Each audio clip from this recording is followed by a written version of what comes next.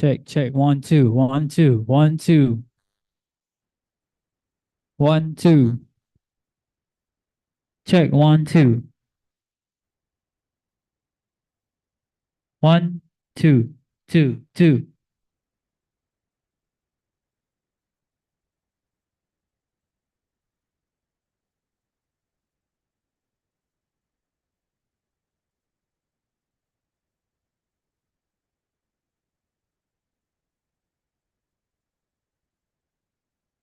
2 2 2 2.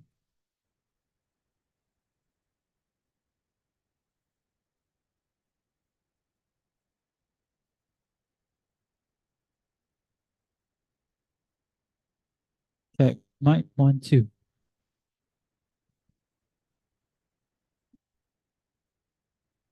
1 2 1 2. Check 1 2.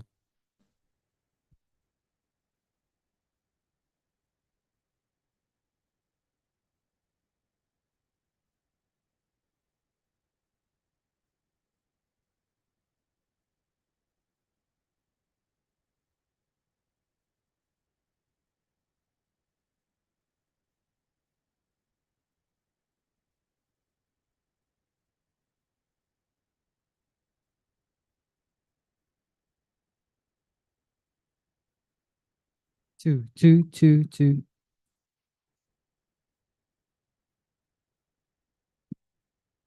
Check, check. One, 1 2. Check 1 2 1 2 1 2. Check 1 2 1 2 3 4 5. Check 1 2.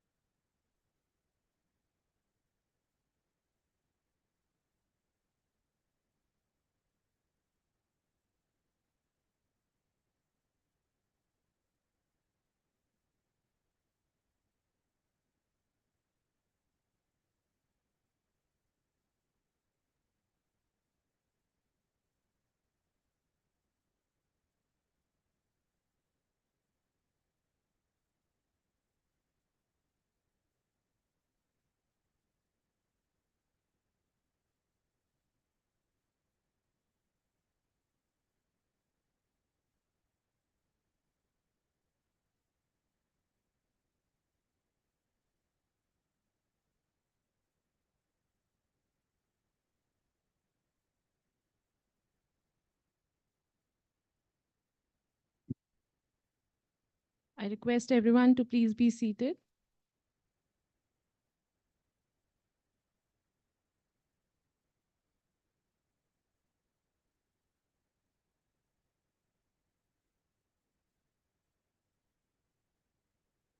All right, ladies and gentlemen.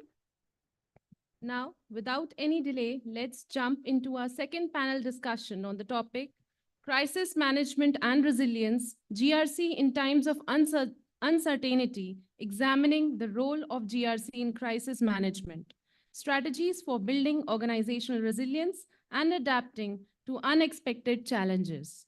To discuss this, I would like to welcome on stage our first panelist, Doris Dong, Head of Legal Asia Pacific in India at DSM Firmenich. Let's have a huge round of applause, everyone, for Ms. Doris. Our second panelist, Adrian Uy, Director of Legal at Millennium Hotels and Resorts. Let's have a huge round of applause, everyone, for Mr. Adrian. And our third panelist, Ms. Jasmine Karimi, Assistant General Counsel, Regional Counsel at FMC Agro, Singapore Private Limited. Let's have a huge round of applause for all our panelists.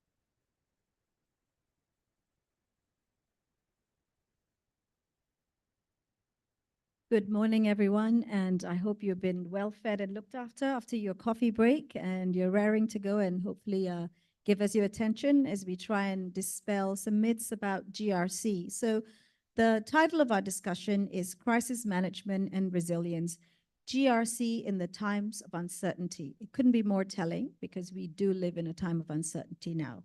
And it asks us or tasks us with examining the role of GRC in crisis management and to share with you some strategies on building organizational resilience and adapting to unexpected challenges.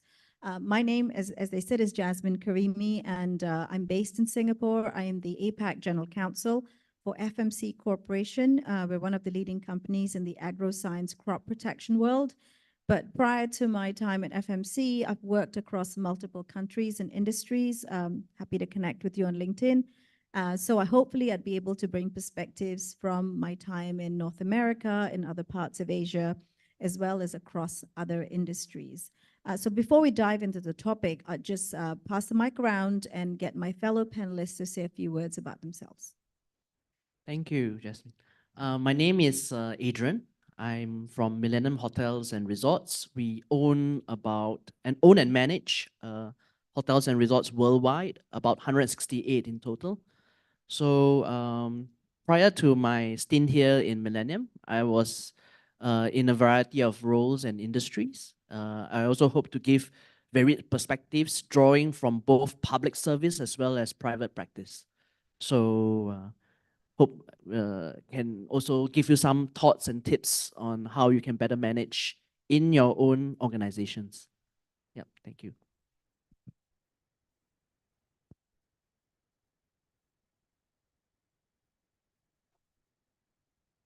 Hello. Hello, everyone.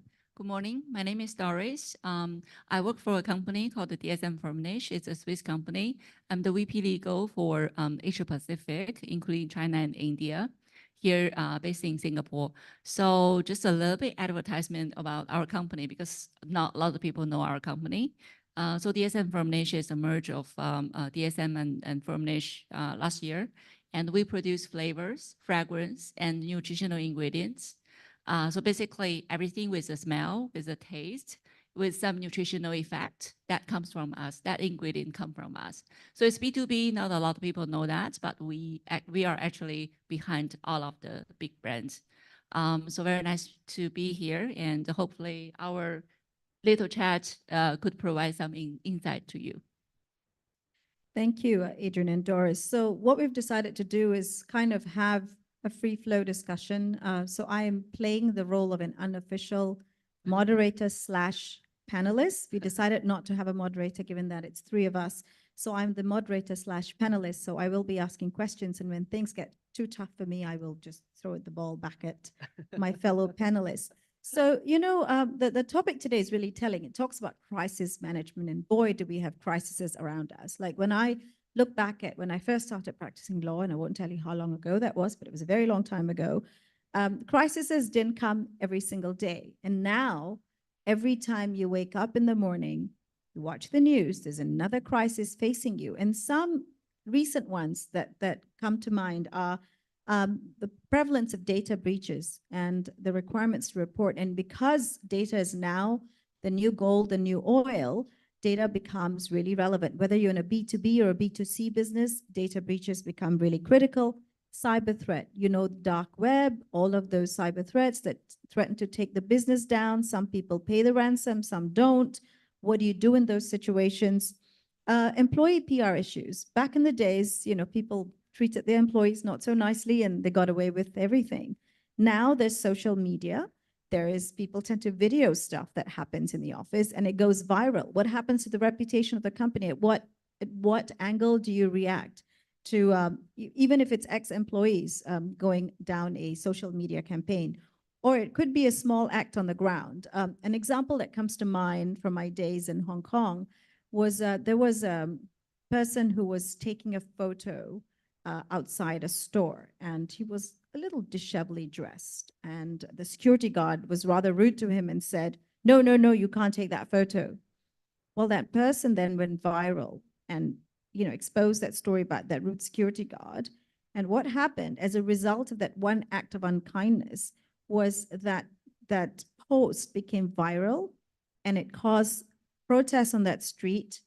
Their store had to shut down because people were rioting outside the store, and the stock price went down because there was mass boycott against that brand, all because of that one incident. So I think crises can come to you in every shape and form. And the reason I knew that is I used to work for a brand and our store was 3 doors down. And so we all sort of heard about what was going on and that whole road was blocked. So, I think we have to be very mindful of the word crisis is not just the obvious ones like wars, which we currently face several, a supply chain disruption, greater rise of nationalism, trade embargoes, safety violence. You've all read in the papers recently about the presidential nominee and the threat to his life.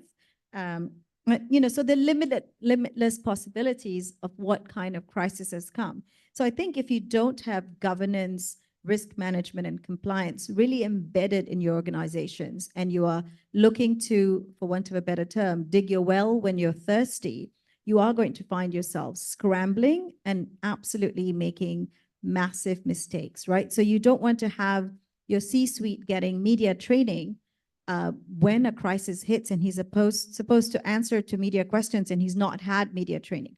That's what I mean by governance, risk management, compliance, those little things that we as lawyers can really influence, come front and center. So I think the role of GRC in crisis management is really pronounced today more than ever before.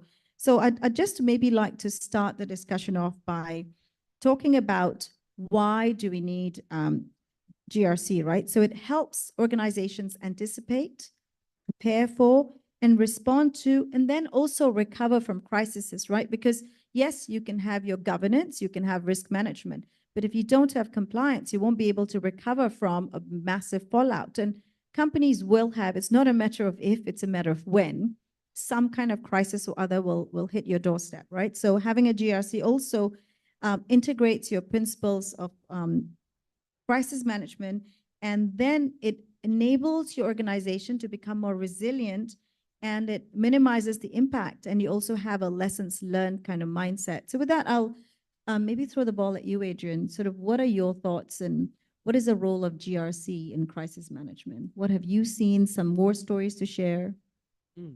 Very interesting points that you raised, Jasmine. In fact, a lot of the points are very, very relevant and very true. Sometimes the crises, you don't look for the crises, but the crises look for you. So what I mean by that, Okay, so I had this incident at one of our local hotels in Singapore. Okay, so from Millennium Hotels, we run 6 hotels here in Singapore. We also have about 10 other hotels in the Southeast Asia region. So one of the hotels here in Singapore, we had a sort of crisis.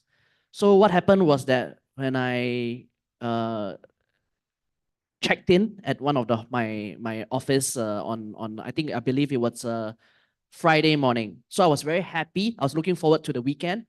And then the call came in very early, like 8:45, which was quite surprising because my timing starts only at 9 o'clock. So I was preparing to get a cup of coffee, but I had to take up the call. And when I picked up the call, it was a fluster of, I would say it was a joint call between many people, many managers at one of the hotels, and they called to say that one of the social media posts had became viral or had caught attention of so many people online overnight, about more than 20,000 views. So I asked, what was this situation about? And they said that this influencer had tried to make content. And how she made content was she claimed that one of the hotel rooms that she checked in had poop on the bed. So it was quite surprising because, um, yeah, you never know what kind of incidents will come to you. But this was an incident that we were not exactly prepared for.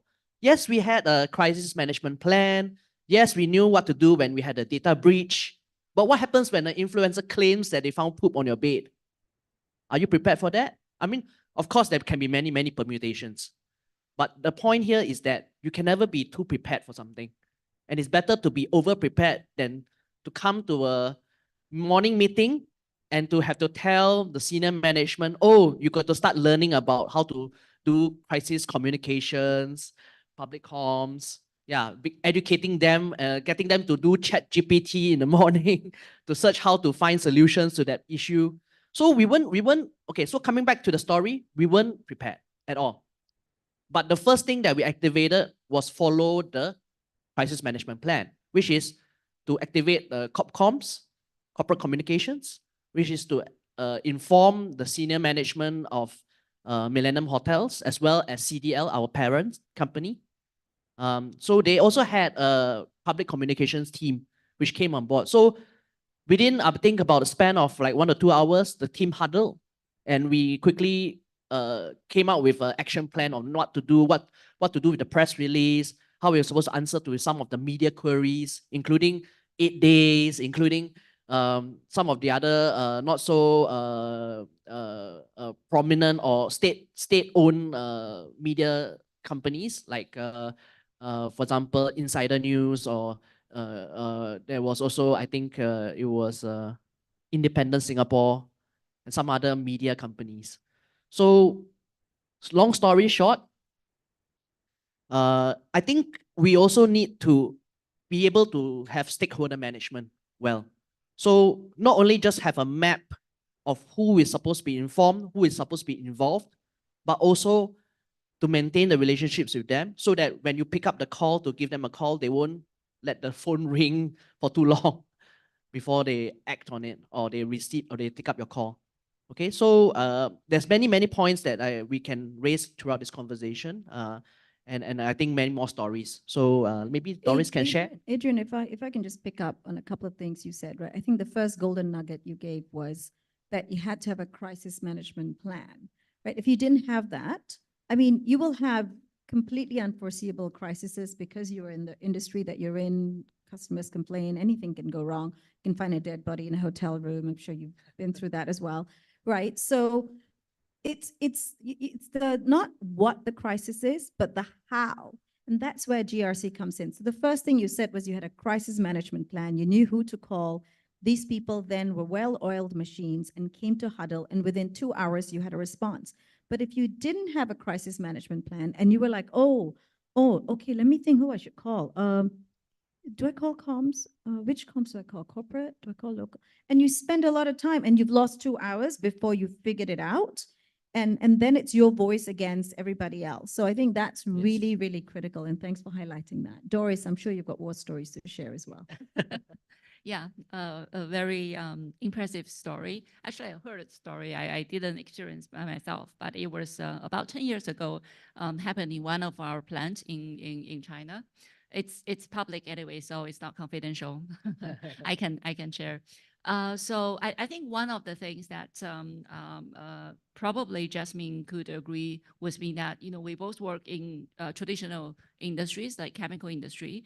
So like 10 years, 20 years ago, all of the crisis management plan, I totally agree that we need to have a plan in place. But about 10, 20 years ago, all of our plans were about, okay, what if there's a fire? What if there's an earthquake? What if there's an explosion, right, in a plant? And those are everything that we're concerned about. But I mean, as the time goes by, actually the crisis itself evolves throughout all of the years. So around 8 to 10 years ago, what happened was that I think one of our middle management staff was sexually harassing another lady in the company, and then it was the start of the social media in China. At that time, it's called Weibo, and then it happened that the brother, the cousin of this lady is a nobody singer trying to make himself well known to the public. So he used this incident as he took a video and doing live stream about this incident and resulting in many medias visiting our plant and actually blocking the plant from normal operation.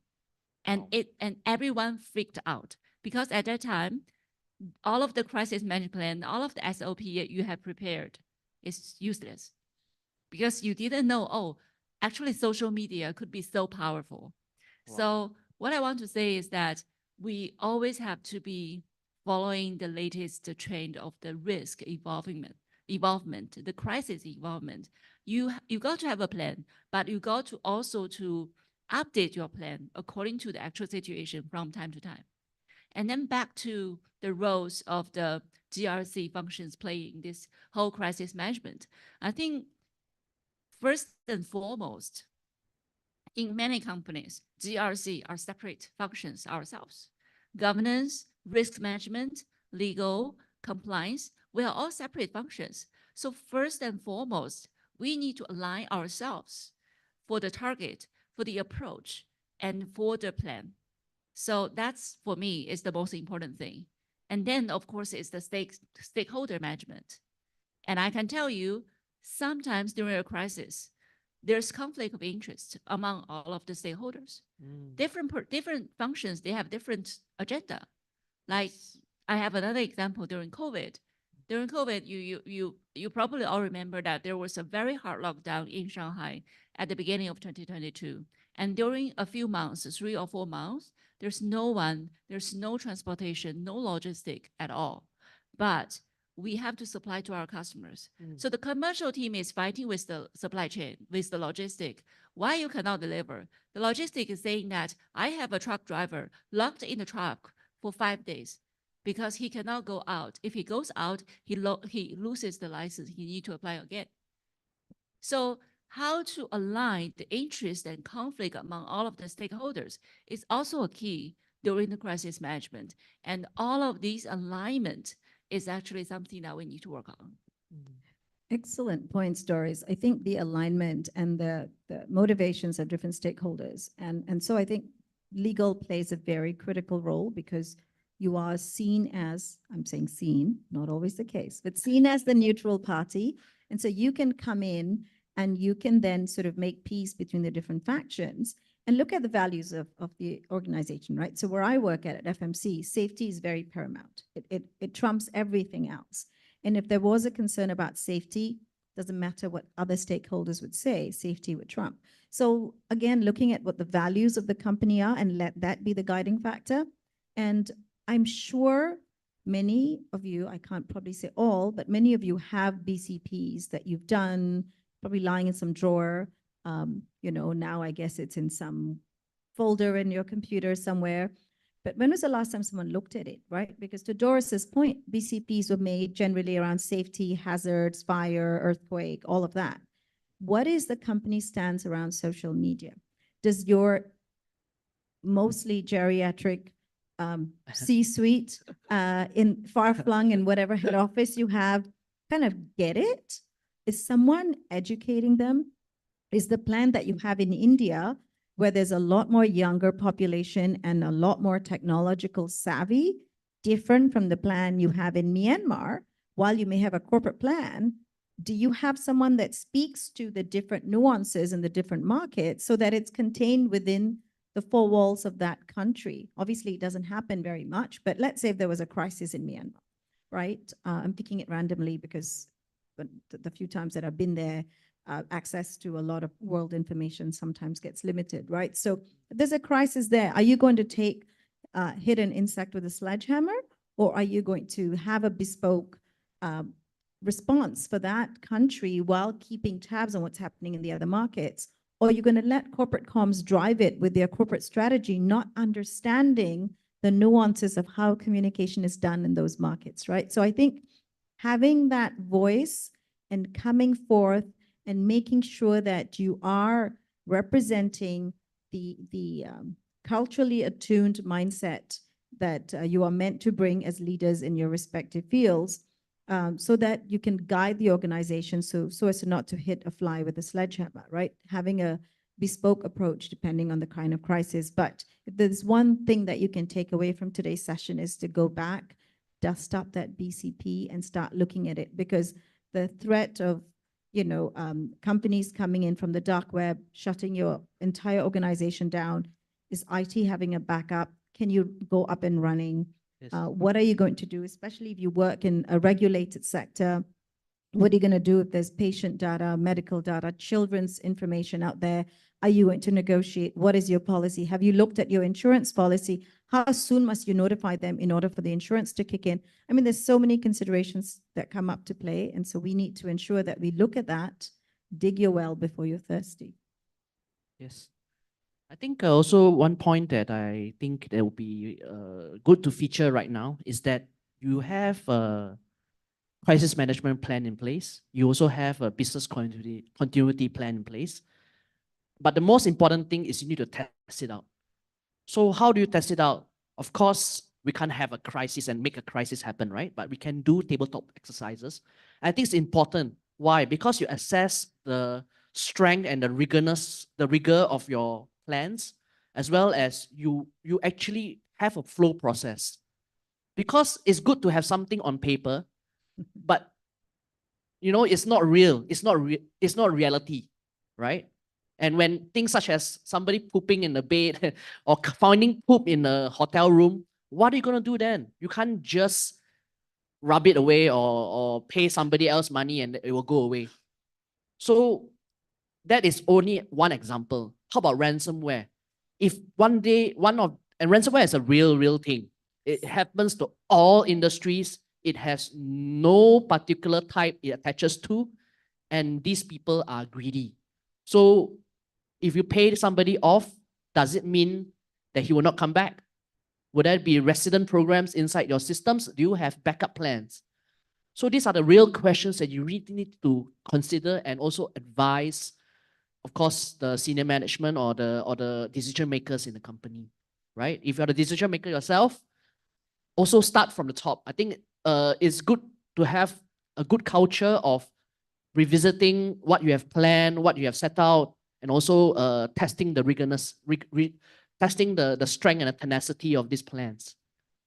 I like your idea of the tabletop exercise, because it's like doing a fire drill, right? I mean, if you've never gone through a fire drill and suddenly there's a fire, there's going to be absolute chaos. Everyone's scrambling.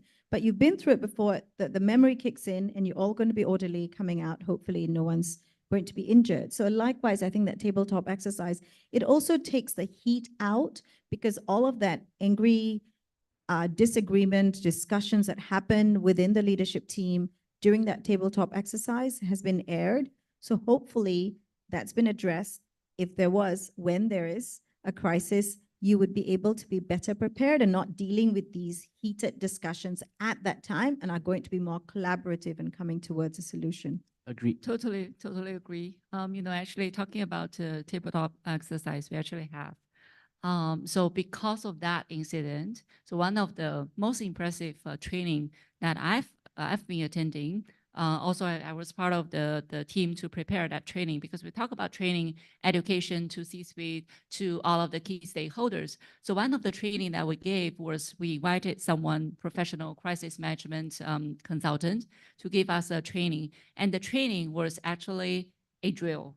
So we actually copied that scenario that I just mentioned about, someone, a lot of social media block our gate, and all of we copied that and twisted a little bit. Like we assume the scenario was there's an incident and one of the employees passed away during the incident at our plant. So hundreds of families gathered in front of our gate and closed shut down our plant operation, and hundreds of medias were also there.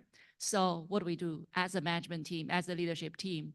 And this consultant even hired actors to play as the victim of the family and cry in front of us, and trying to ask for different things from the company. So what do we do? And throughout that exercises, we were able to identify, oh, actually, forget about the SOP, forget about the crisis management plan. We need to be the fastest response. We need to have the fastest response to all of these when it happens first time. And then everyone holds different roles and responsibility in communications, government relations, CEO, admin, HR. What is your role? What is your responsibility in this kind of situation? And then throughout that exercises, we were able to actually generate our own sense of crisis management based upon, although, something on paper, right? We still have the paper thing.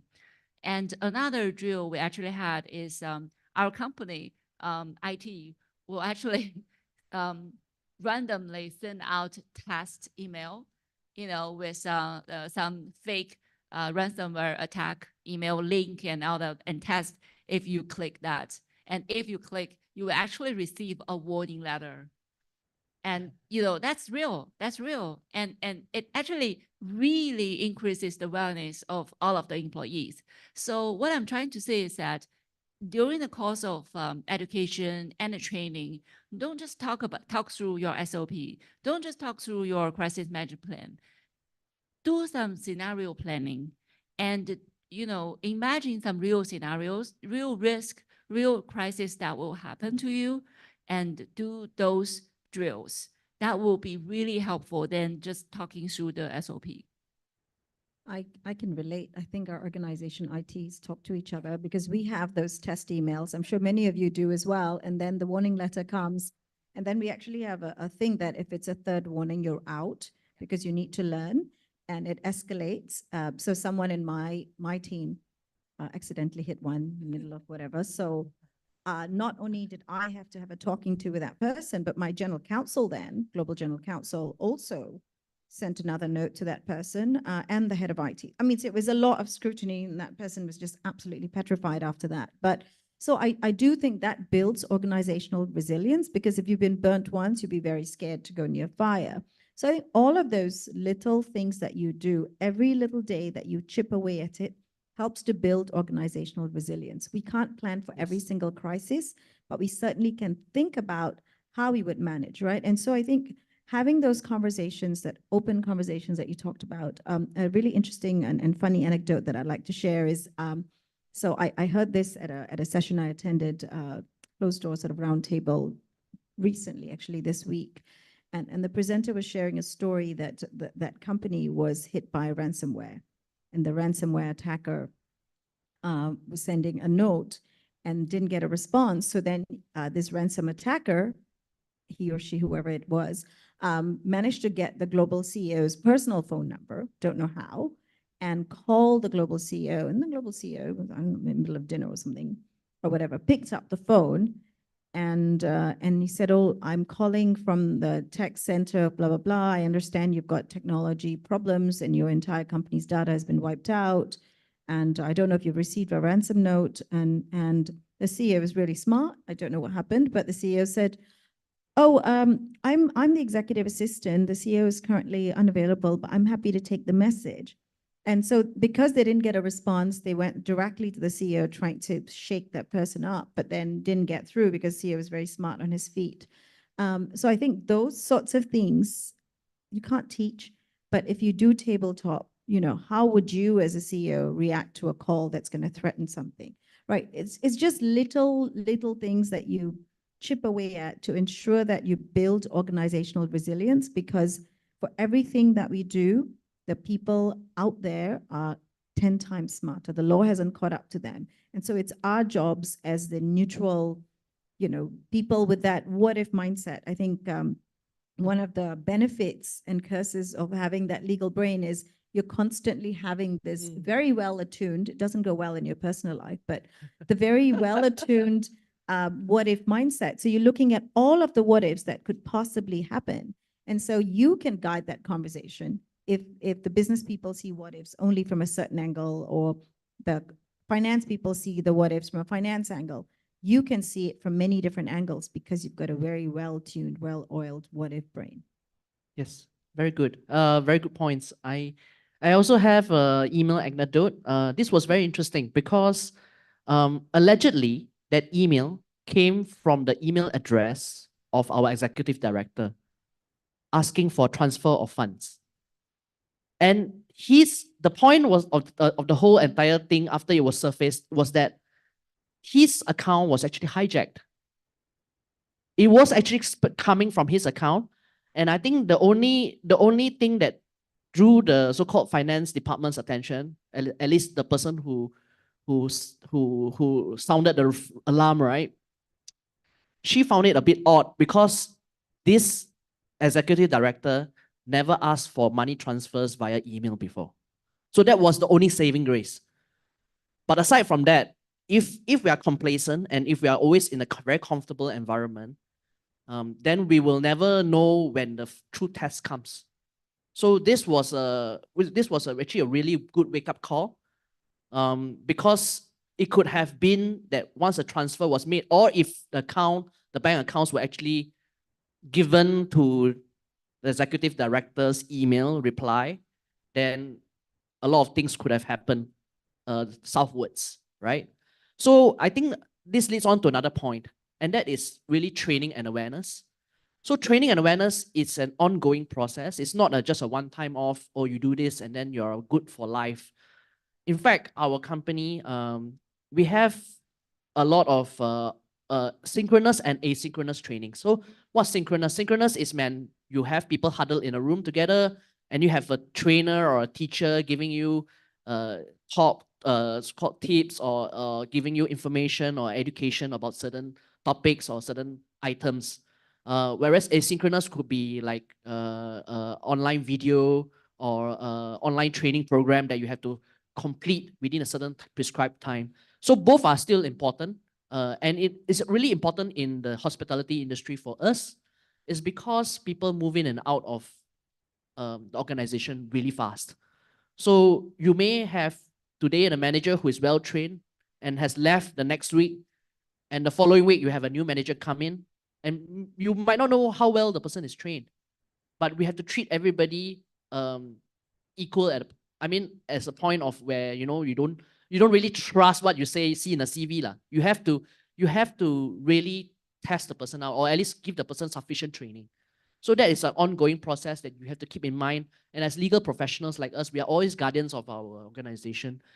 The training and awareness part, although we are not masters of them, although we are not so-called embalmed or given the authority to carry this out, but still I think it is within our nature to also timely advise our HR colleagues or even senior management on the risks of this, including cybersecurity training, data protection principles, etc. Yeah, I think there's one more point I want to add is that there's there's tons of resources and tools and platforms, technologies out there on the market that we should leverage, definitely, because we are just in-house legal professionals, and we have compliance people, risk management people. We are all in-house, but there are so many resources, and I believe some of you are sitting here. So for example, I think what we have is whenever we travel to any destination, we will receive on our email, on our mobile, regarding the risk level of this destination country and what are the risk factors of that country. And is it advisable for you to do certain things to prevent yourself from getting into a risk and crisis? And also every week, we will receive a crisis or risk report, I think from one of the vendors out on the market. And this is exactly tailor-made for us because it's related to each of the location where we have a plant. So what is happening in this location and whether that will have any impact to the supply chain, because supply chain for us is the key. And then based upon that, that is distributed to all of the senior leaders. Based upon that, we will need to pay attention to what will need to be prepared. So just pay attention to all of these available resources. Definitely, it will pay it off. I mean, we could go on for a long time, but I see that there's an audience that may want to ask some questions. We did start a few minutes late, so I know you're looking at me for time, but you stole some of my time by starting late. So we would love to get questions from you. Otherwise, we have lots more to share, but please, questions. Let's keep it interactive. Yes, first one. Yes, please. Thank you. I think we need a mic up here.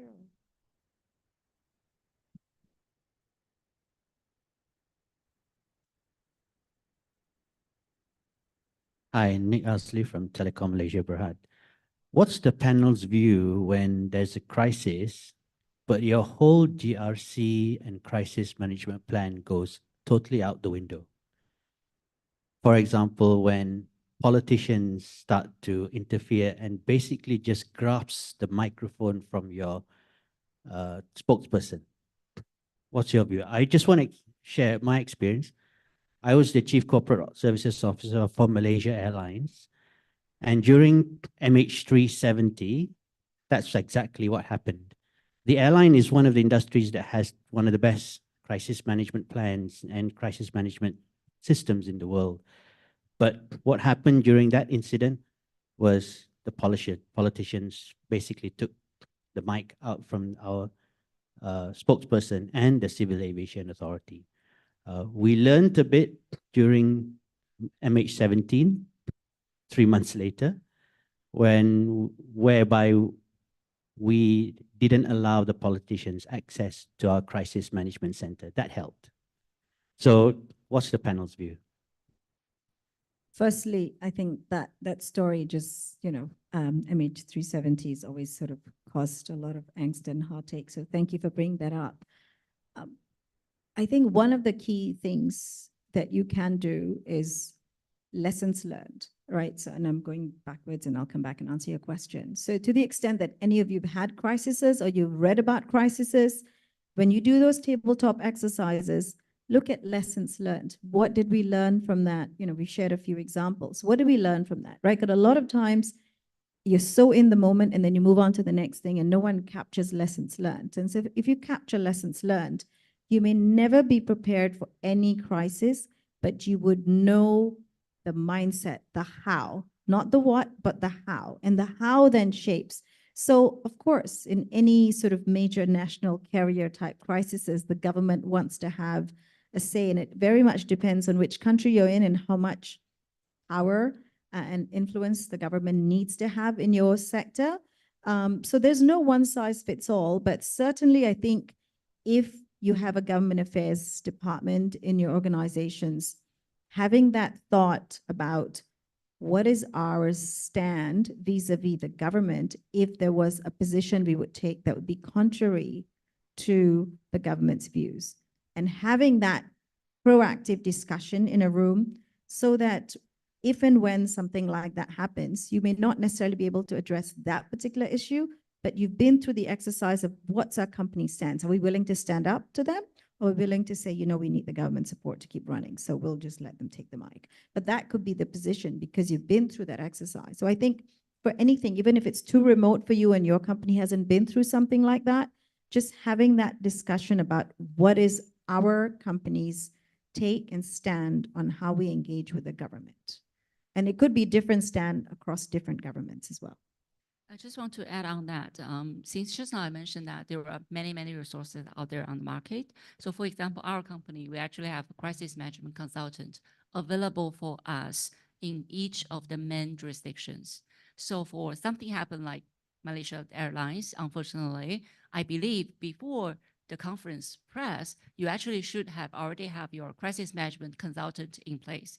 And they should have already provided their backup plans, their backup A, their plan A, their plan B, their plan C, in case anything happens. And that scenario should at least be one of the, I think, be one of the common scenarios that they could have expected. And if that's the case, I think that should be under control. So I think my suggestion would always be to let the professional people do the professional job, because us as in-house GRC, we cannot do that. And we can set up the resources. We can make sure the resources is available, but it's their job to do the professional thing. And I think when you're talking about resources, have them set up well before you need them and you build those relationships. So when you call them at 3 a.m. in the middle of a crisis, they will take your call. If you're calling them for the very first time in your life and you're a potential new client, you've never met them, they may not answer your call at 3 in the morning. Any other questions? Surely we can't just have one. Yay. Sorry, you took our time initially. There's a question there.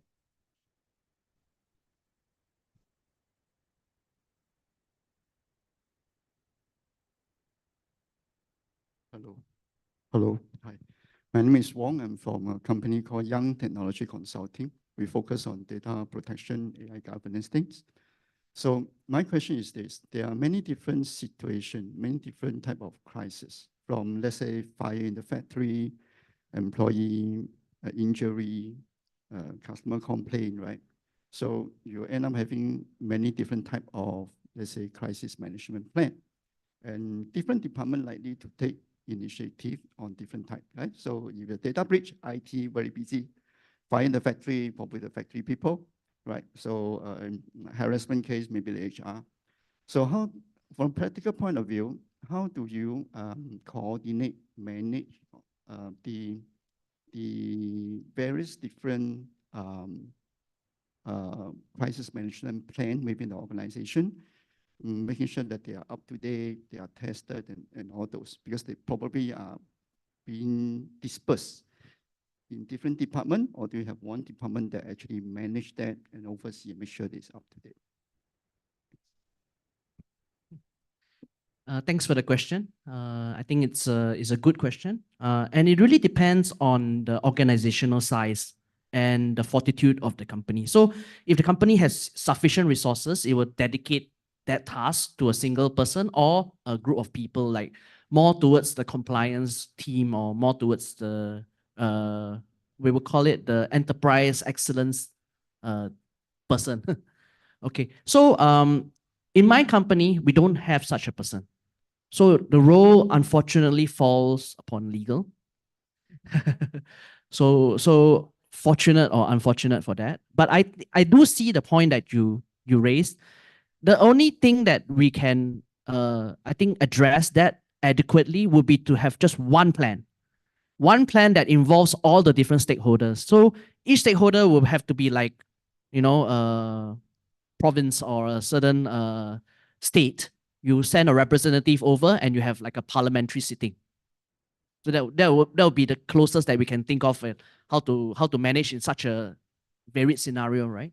And I think, your question's really interesting, because today, in this day and age, crises are not so compartmentalized. So even if it's a harassment claim that HR is driving the resolution to, it may have legal implications, it may have PR implications, it may have regulatory implications, it may have licensing impact regulation implications. So it's not just HR. If there was a data breach, it's definitely not just IT, because it impacts so many different facets of the business in terms of communication with external stakeholders, communication with internal stakeholders, your employee data, your employees' families' data, your employees' children's data. So I think there's very many stakeholders. So it's really hard to just say that that's going to be isolated. And even if there was a fire in a factory, you're going to have HR involved because it involves people. You're going to have supply chain involved, and then you're going to have comms because it impacts customers. You're going to impact regulatory because there's going to be regulatory communication. So I think any crisis, I'd be very, very surprised to find that it's only limited to one function as the owner. The function can lead it as the owner of that particular crisis, but I think it requires a village. Yeah, I think I totally agree. I think there are actually two levels. One level is the technical level, which is into the details. For example, if you have fire at the plant, then the SHE department should have their own SOP regarding how to deal with the fire situation incident. However, this is a crisis, so it requires a village, borrowing Jasmine's words. And then for us in our organization, we actually have a policy. So wherever there's a crisis, the local leadership team is the crisis management committee members. So the president, local president, is the chair of the crisis management committee, and then all of the function representatives will be part of the committee, and then they will carry out the strategic direction and the plan of the crisis management on top of the technical part. I think there are two levels. I think I'm being given the glare quite a few times, so I'm just going to say thank you so very much for being a great audience. We would have carried this on until lunch, if not longer, with all the questions that are coming, but we'll be around for a few more minutes, and please feel free to reach out to each of us. We're on LinkedIn, as you can find us, but happy to continue the discussion. And thank you so much for the opportunity and being a great audience. Thank you. Thank you, all the panelists. Can we have a huge round of applause, everyone?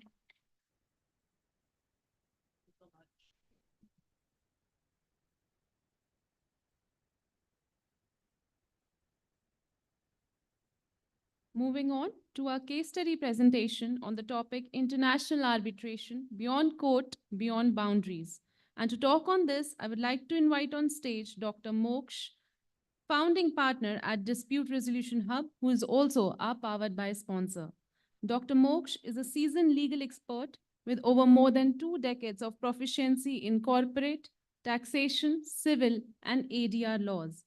He leverages modern technology to offer transparent mediation, conciliation, and arbitration services.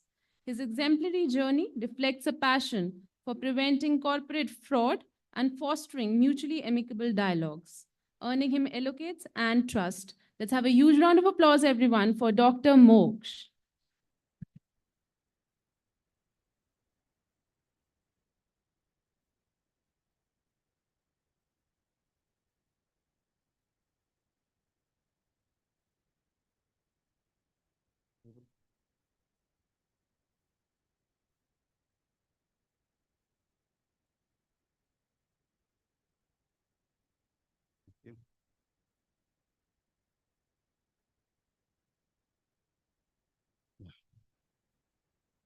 Before we browse on the slide, just wanted to share a couple of inputs for international arbitration.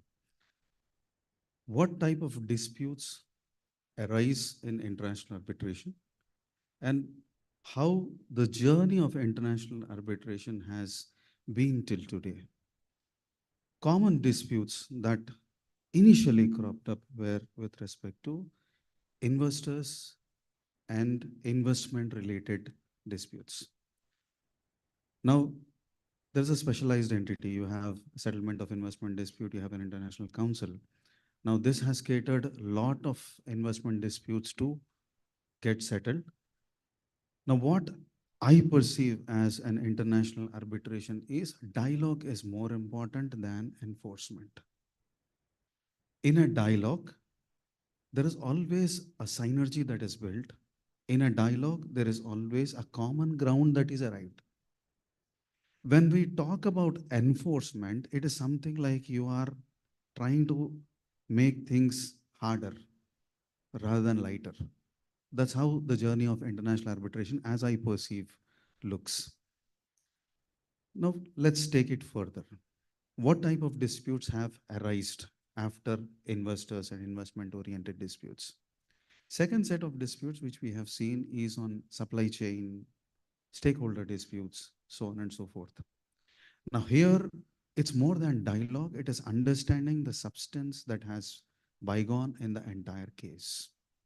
Here, the focus is not on common ground. Here, the focus is on where the substance is, what issues are there, and what are the solutions available for this particular issues. This is the second aspect which has come up. Now, let me put it like this.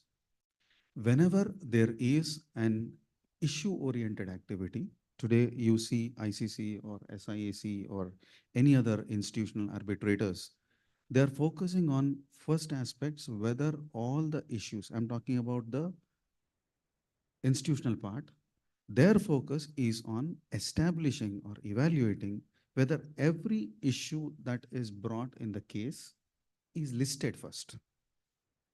Once it is listed, now it is their responsibility. As an institutional arbitrator, it is the responsibility of the institutional arbitrator to identify whether all the issues, small or big, whatever be their substance, they are listed.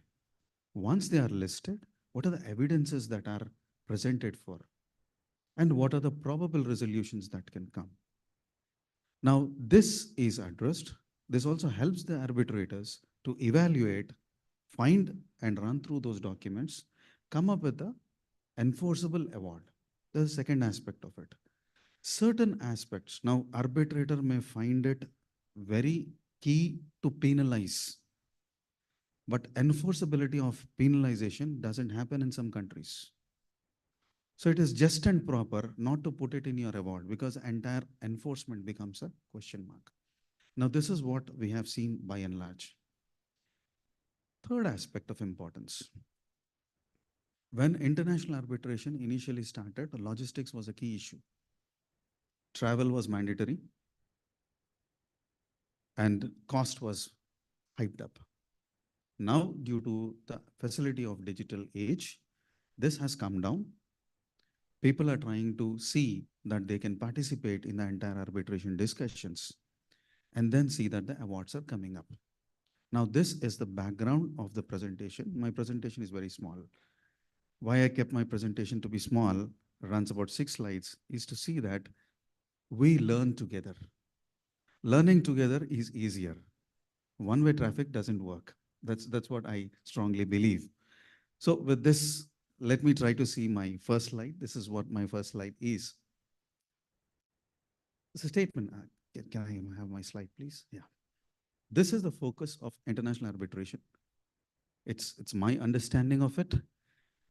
Now, all issues, as I said, now there are two ways. One, we can rely exclusively on the appointed arbitrators to bring out the issues and solve or give an award to the issues. The reason why we approach an institutional arbitrator is a double check on whether all issues are actually listed. Now, having listed, they are also supposed to run through those papers, run through the material which is placed on record, and identify and say, this material is applicable or is useful to address this particular issue. Sometimes there could be a common material which would address a couple of issues together.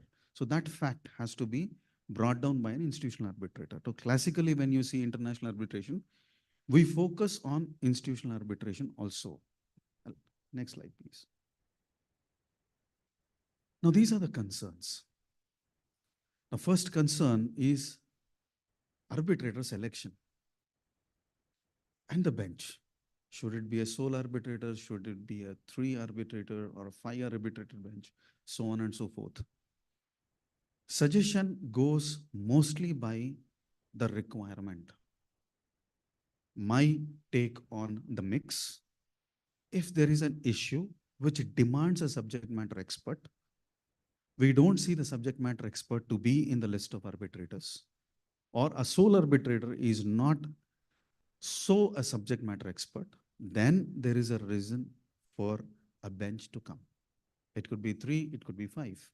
But whenever there is a need for a subject matter expert to understand specific issues, then there could be a bench that is going to come. And how do we differentiate? A subject matter expert is required, to my knowledge or to my understanding, only when there is a substantial impact on adjudicating the issue. Now, the substantial impact is not just financial, the substantial impact is on enforceability as well as the next phase of relationship management. This is where I look into it. Substantial need not be always financial. Substantial can be cultural. Substantial can be also focused on a point called implementation or enforcement of that particular award. And let's look at the second leg, cost. Cost is actually managed by the finance team. So we'll not much discuss about cost here because it's the finance evaluation. Confidentiality, transparency plays a vital role. Now, why? Why are we approaching an arbitrator? One core reason which I see is confidentiality. I don't want the entire documents which I'm placing for solving the issue to be publicized, which is high in case of courts. Now, if I'm marking a document, that automatically becomes a public document. And there can be a paper, and there can be a leakage of this particular documents, or there can be a possibility of certified documents being picked up. I don't want this to happen. So I want confidentiality of the tribunal, or confidentiality of my documents to be placed. My expectation, since I have relied on the tribunal, my expectation is tribunal is transparent to me. Now, what is transparent here? We are looking at fairness and equal opportunity given to both the counterparties who are fighting. Now, when it is fair, when all the parties' presentation and allegations are heard, issues are properly framed, then I think the award that's going to come out will not have any challenge for enforcement. When someone is aggrieved, then there is a challenge. When there is a justification done, I don't think challenges come. Now, duration.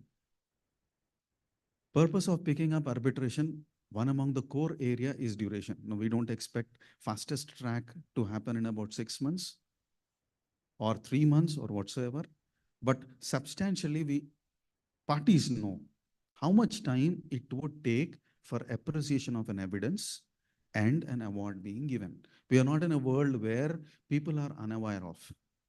Parties who are at dispute, they understand that our dispute ideally could settle in about 11 to 18 months. As long as it is not crossing this particular barrier, they don't have any questions. But when it is crossing the barrier, then the duration is questioned. Then people try to talk about this is not getting enforced or this is not getting done in this particular point of time. Now, these are the aspects which I thought are of concern. Now, the key concern is this. Now, these are the top 5 challenges in the selection of an arbitrator.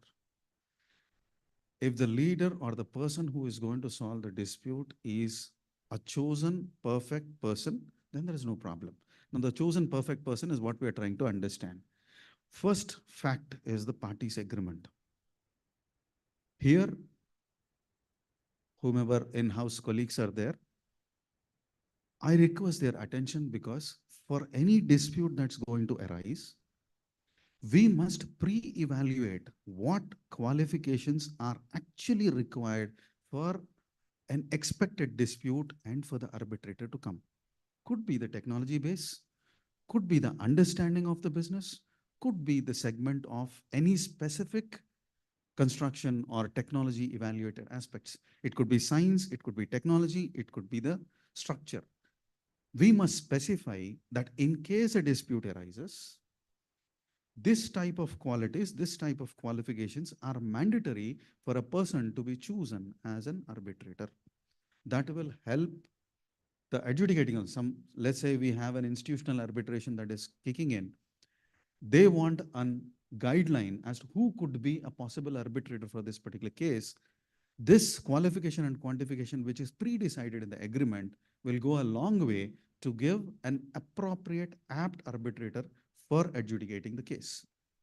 Now, second area is, I will not talk about cost here. I'll talk about availability and scheduling. It is more important that we get slots of all the counterparties, including the arbitrators, at a possible evaluated acceptable points. That makes things move faster. Thus, that makes the entire arbitration process to run fast. That's where I said suitable expert. If our agreements are clear, we can find a suitable expert faster. If the agreement is not clear, we may find a person who is not so competent to adjudicate the issue. Next, please. Next.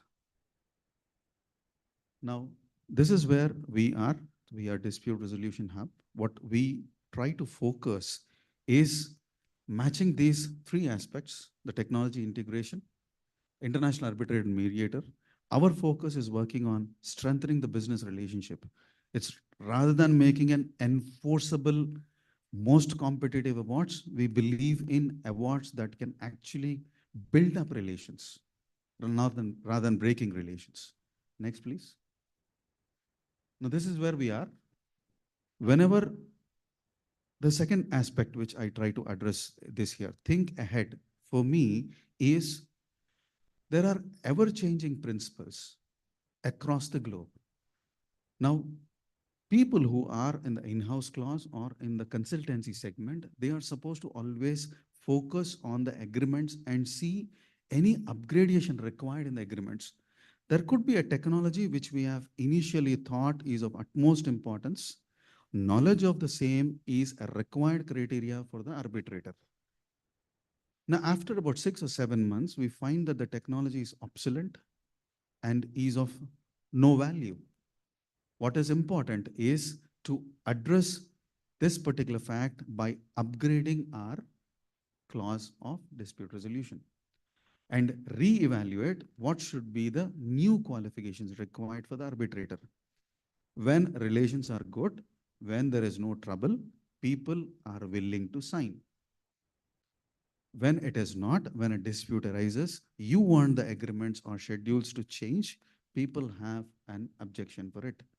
So constant evaluation with the market, constant understanding with the change in legal space, change in conditions will help our arbitration agreement if it is separate. If it is a part of the agreement as a clause, then revisit that particular clause, upgrade that particular clause. People are willing to sign addendums and amendments when things are good. Before a dispute arises, we must be proactive to see that our agreements are in place. Now, the second area which we look at is whenever we are trying to execute the arbitration platform or when the arbitration is in process, what is more important is transcript of the meeting for clearance and clarity on the agreement.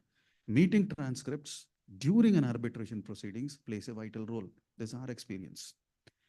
Post-meeting transcript, whatever is most suggested is minutes of the arbitration proceedings signed by all the parties will give a better edge for the next session or the next proceeding of arbitration. So what we have been worked out is we go issue wise. Once an issue is completed, we make it clear to all the counterparties that this issue is done. We have taken all the evidence. We have taken all your related arguments to that particular evidence.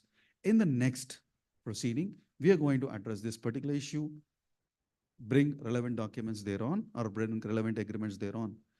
This sees that your proceedings are seamless, they are to the point, they help resolving the dispute.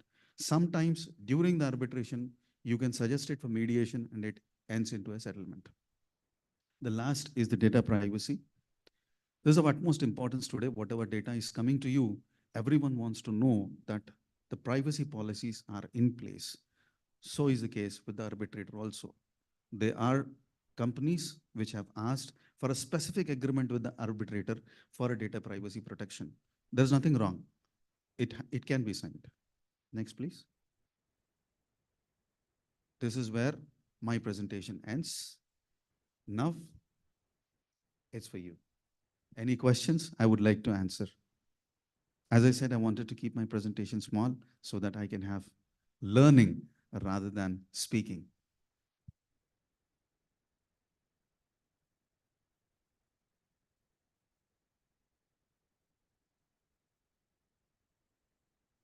Yes, sir. Can I send some mic, please?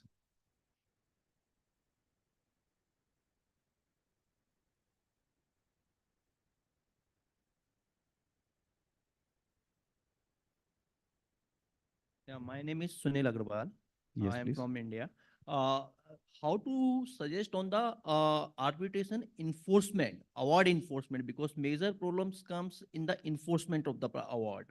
Uh, so usually when award is there, but the major shortcoming comes majorly in India when awards go to the enforcement and it take a very long time. So award become a piece of paper basically. We can royally call it as it gets frustrated. But point is, as I said, enforcement is a challenge not in India, in many countries.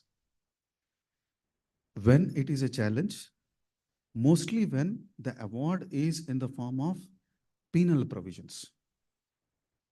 So when there is a penal provision, take it from me, 2000% you will have a challenge in enforcing the award because parties are not willing to adhere to the penal provisions. If it is with respect to cost of interest, if it is with respect to loss of business, still it is enforceable. So it is the duty of the institutional arbitrator to say that there is a possibility of this particular penal provisions in that country making the award frustrated. That is how it is being protected. Now, let's take another aspect where I have filed an enforcement petition. Now, the concerned jurisdictional court is not attaching that particular property and then is not giving you a solution or the resolution is not getting affected. You can approach Supreme Court stating that this is my foreign award. This is what I have gone to the lower court and this is the jurisdictional court. It is getting delayed. What I am looking at is an enforcement to be executed within a stipulated period of time. The apex court will give a stipulated period of time and it is executed within that particular time if it is in the form of an attachment. Challenge is in the form of a mobile properties where the property is gone. It is already sold. Like there is a vehicle which is on the name of the company or there's a machinery which is in the name of the company. That machinery is already sold. Then you have to go for recourse of finding new assets, attaching this particular foreign award to that particular court. That's how it runs. Oh, that's my experience. Yeah, thank you. Any other question, please?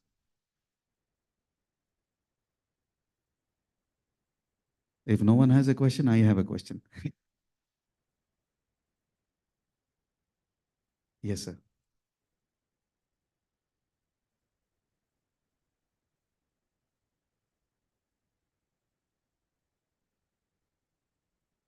Hi, Yes, sir. Nick Azli from Telecom Malaysia. What is your view about arbitration funding? So there are parties out there who are willing to fund an arbitration proceeding if they see that the claimant's case or defendant's case is viable and they're willing to step into the shoes of the parties to take on the risk and fully fund the arbitration in consideration of getting a substantial amount of the arbitration award as a fee. So for the party, it relieves the financial or cost burden in taking the arbitration through. What's your view on that? Positively, my personal views. I don't relate it to any company. But to my understanding, arbitration funding is something which in principle is found to be a speculation. But if it gives a solution to my client and it doesn't eat their working capital currently, that can be an independent agreement between the client vis-a-vis the arbitration funder. Neither the arbitrator nor the other counterparty has no influence, has no role in this. But if my client is interested in having a person who is going to invest, take the risk, and there would be a separate, carefully drafted agreement between my client vis-a-vis the arbitration funder, that in case the claim doesn't go in, this is what is your risk. In case the claim comes in, this is what is going to be the understanding of the distribution of funds that have come up because of the arbitration award. And if there is a challenge on the enforcement of the arbitration award, this is how it is going to be dealt.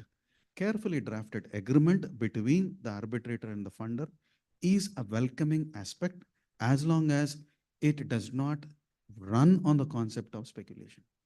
In courts or in anywhere, the moment we say there is a probability of speculation here, these agreements are taken to be null and void. So enforceability of the agreement becomes an issue, which is between the funder and the client.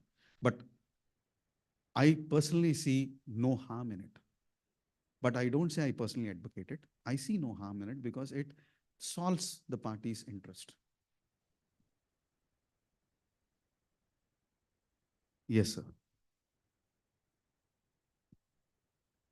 Because third-party funding of litigation and arbitration is something which is going on in India for this discussion. I'm not saying that, discussion is going on in India for a long time, maybe 15, 20 years it has been there.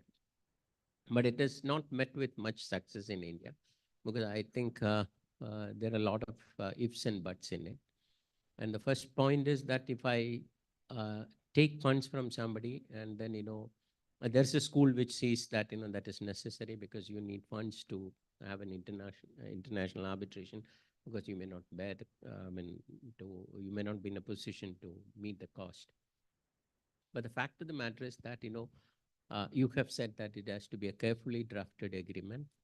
And one thing is that, it should have certain conditions which says that, as far as the conduct of the arbitration is concerned, the the person who is funding may not have much say because, otherwise he will come and say that, I want this way it is to be done, this way it is to be done. Then it becomes another arbitrable matter rather than the main arbitration, because this itself will go into arbitration because that is something which is there, but it has to be carefully taken.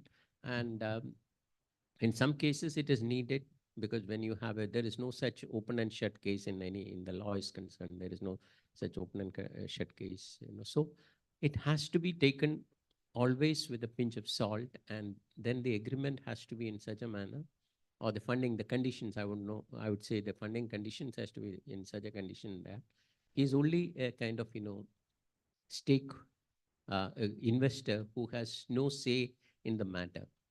He should not come into the, like, an investor coming and investing in the company. And after that, he says that I want to run the business. That should not be allowed. This is what I feel. But there is no harm in it, but it is not very popular as far as India is concerned because many law firms are advocating for that. There are foreign investors who are ready to invest this thing, but it goes into a long toss. I have not seen any experience in that, any company coming in, but it should not lead into another set of bout of litigation.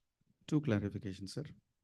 One is, if there is an agreement between the funder and the party, it has no impact on the principal agreement which is being adjudicated.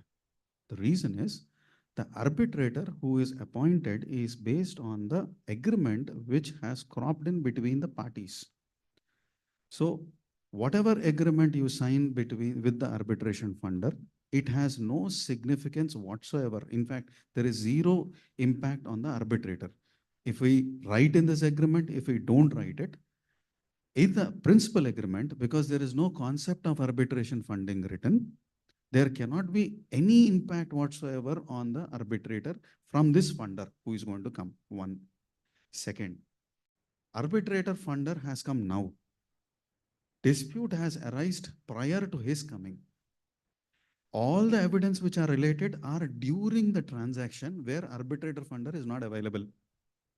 So appreciation of evidence, presenting of evidence has no impact on the arbitrator's decision. Where a judgment can come. Judgment can come by the arbitrating funder on the counsels that are going to represent. He may say, you will not take this counsel's reference. You can go to this counsel because he is funding.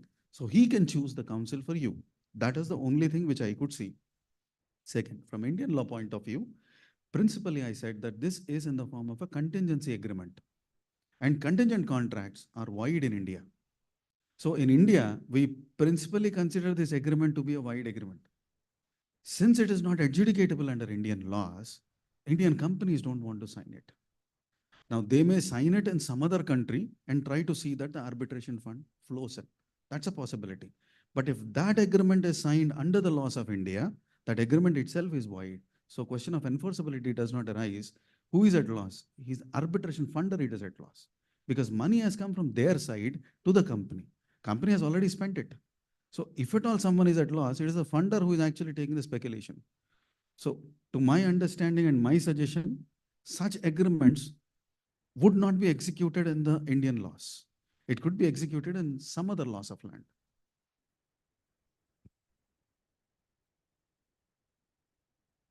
Now I have one question for everyone. Yes, please. I'll answer your question, then I'll ask my question. Excuse me. Kirti. Can you just share the mic, please?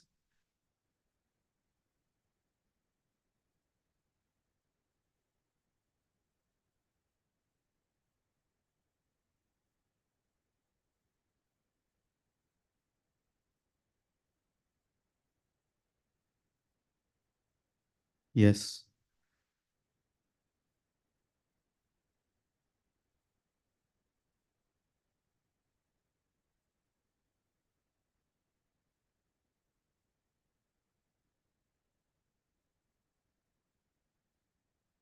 Yes, sir. I'm Sarvesh Farin from Yes. Source Global. It's a renewable water energy producer. So I have a question regarding like what are the key consideration when it comes to selecting an arbitration venue when signing an agreement by the companies which coming from two different jurisdictions, like to maintain the neutrality of the judgment, the arbitration award. Seat and venue has always been a question in arbitration. Venue to me is not which is suits to parties. It should be a place where parties can logistically come and attend. That is where I focus. Rules are driven by seat.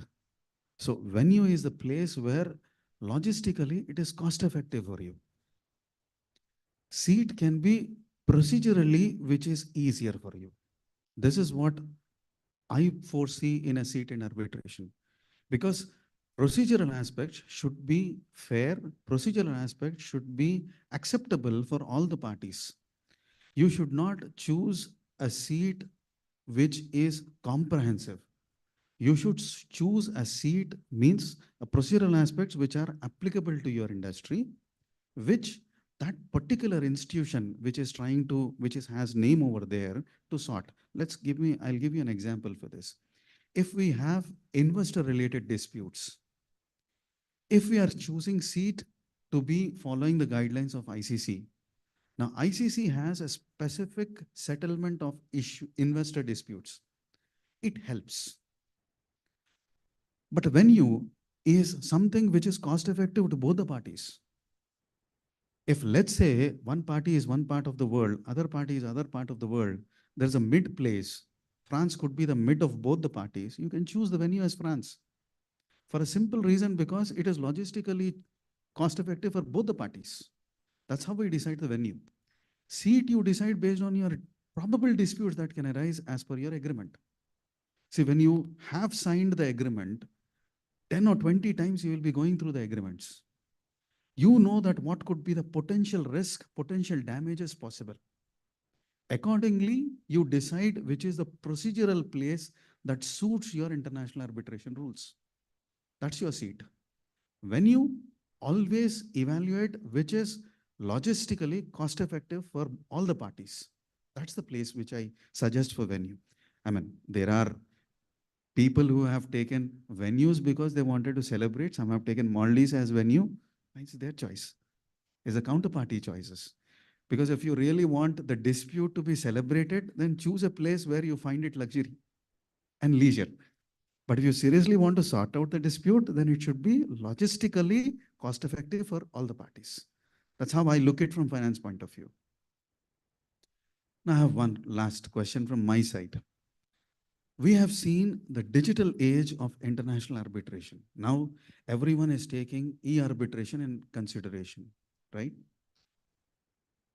And all the institutional arbitrations have their privacy policies, data privacy and confidentiality rules pre-established.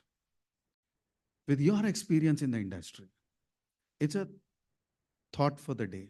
With your experience in the industry, what should be a clause in the arbitration which specifically talks about confidentiality that an arbitrator has to maintain or the arbitrator tribunal has to maintain during the proceedings? This is of importance. What are the confidential clauses? Confidentiality, generally when we write a agreement, we talk about confidentiality clause which is relevant to parties. In my experience, I have not seen an agreement which talks about confidentiality clause specific to the arbitrator during a dispute resolution.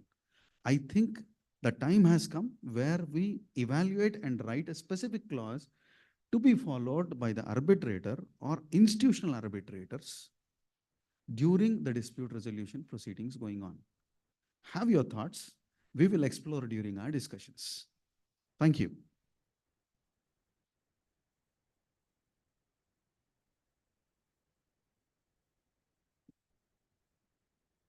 Thank you so much, sir, for that eye-opening session.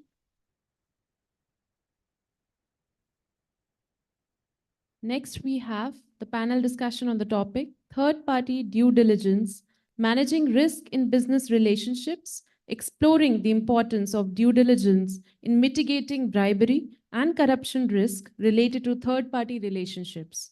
Case studies on successful third-party risk management. And for this, let me call upon stage our first panelist, Ms. Prerna Gandhi, Head of Legal at Amazon. Let's have a huge round of applause, everyone, for Ms. Prerna Gandhi. Next up is Avantika Dwivedi, Group Compliance Officer at OSM Thom. Let's have a huge round of applause, everyone, for Ms. Avantika. The third panelist is Ms. Shalini Fernandez, Senior Counsel Global Operations at Ansel. And the fourth panelist is Mr. Sumit Kochar, Managing Partner at Dolls Vita Legal Advisors. I think he's joining us virtually. So let's have all the panelists with us. The seating arrangement. Karthik, if you can.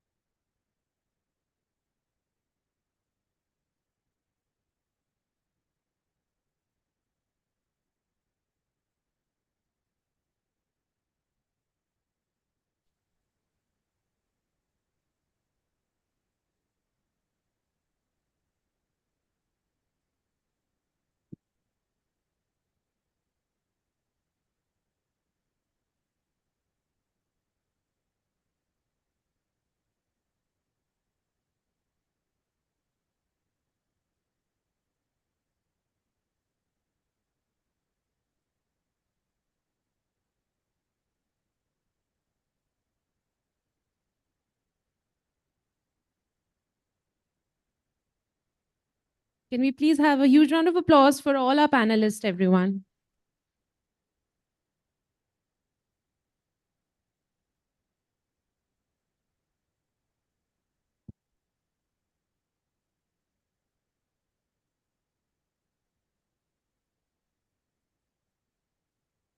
Me now?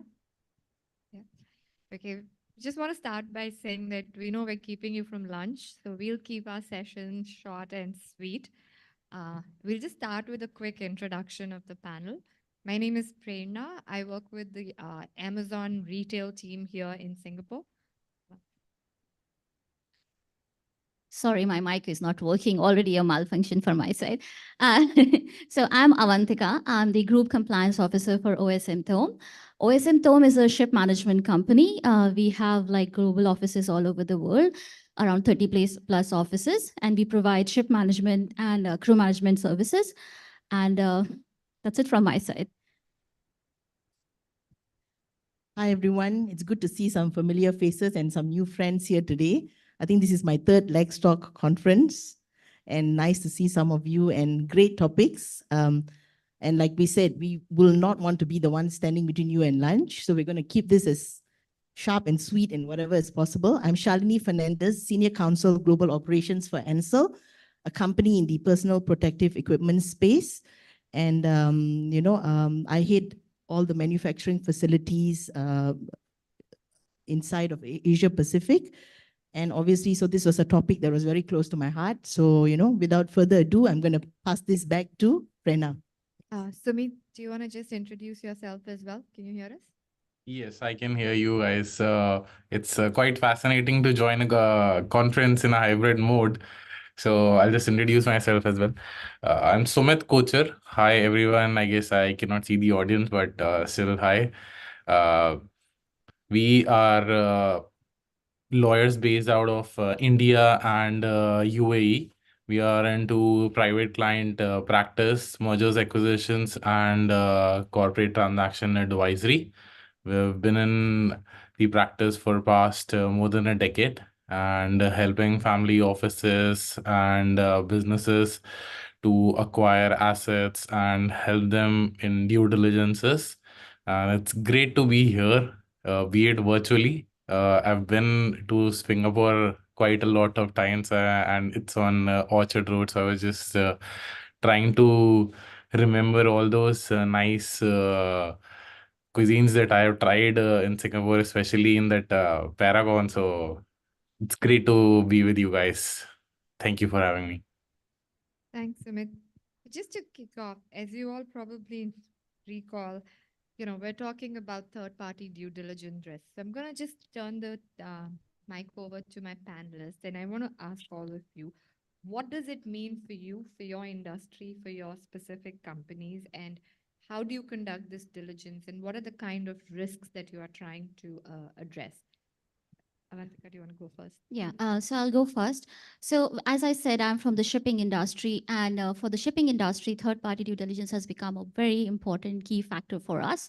So being a shipping company, we trade all over the world, and we are going to jurisdictions which are kind of high risk, and we do need to, for us, third-party due diligence actually means ensuring that we are checking for all the risks related to compliances, related to governance, and ensuring that all our partners, business partners, including customers, third-party suppliers, even our crew who are on board the vessels are basically compliant with all the applicable laws and all the guidelines issued by internationally. Shalini, you want to add something?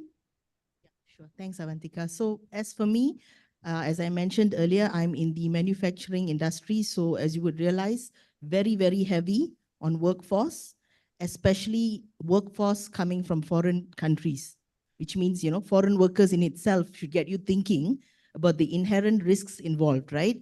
The procurement of such workers, the agents that actually work or run through these workers till the time they actually land in our plants, and to what extent can we actually verify the processes that actually go through, and to ask ourselves how much is really enough. Have we done enough? So these are the things, and you don't know what might even come back to haunt you, and we're constantly being watched by a lot of human rights, workers who, might suddenly, it's an Australian listed company. So you would appreciate that, just something that looks a little bit peculiar to them, it goes all the way up to the board and, answerable to shareholders. So we're constantly and supporting operations is something which is very challenging. So it's Sri Lanka, India, Vietnam, Thailand. So you would appreciate that for us, it is definitely something which is a slippery slope. Thanks, Shalini. And maybe in the next section, we'll ask you to help us with a case study or walk us through, a specific risk. But Sumit, do you want to just add what third-party diligence looks like for your firm? Yeah, absolutely. So I really appreciate what Shalini just mentioned about how much is enough and to what extent one must go to ensure that risks are mitigated. Because since we are in a globalized economy, so companies and clients must navigate through various regulatory frameworks, data protection laws, and are prone to various penalties, export restrictions, high risk and sanctions countries, or there are vendors, those who are sanctioned in some country, and may lead to cyber threats and reputational damages. So this should be ensured in a manner that we understand the risks, be it reputational risk, be it credit risk, and various other third-party issues while conducting our due diligence, and must evaluate our suppliers, business partners, contractors through local councils as well, and even by understanding through our in-house teams, so that our transactions with, be it a high risk or a zero risk business partner, is always mitigated in a fashion that they don't bite us at a later stage. And we must ensure that whatever possibility is there, and to whatever extent is there, and to whatever extent that we can do, in a manner that enough should be there, so that if we are answerable to a stakeholder or shareholder at a later stage, we must say that from our end, all diligences and all types of KRAs were met by us, and nothing was left at our end, so that we can defend it at a later stage. Thanks, Amit. So maybe, just keeping with that tone, Avantika, Shalini, do you want to walk us through maybe a case study, an incident that, you faced, or a due diligence that you conducted? What were the kind of risks that were identified, and what were the strategies and risks that you and your company or firm used to address them? Okay, so recently with the changes in law that is happening in sanctioned jurisdiction, shipping has become one of the focal point, because we do go to different jurisdictions like Russia, and we do have vessels who are trading in high risk products like petroleum and crude oil, where there are restrictions imposed by different various jurisdictions like US and EU and G7 countries.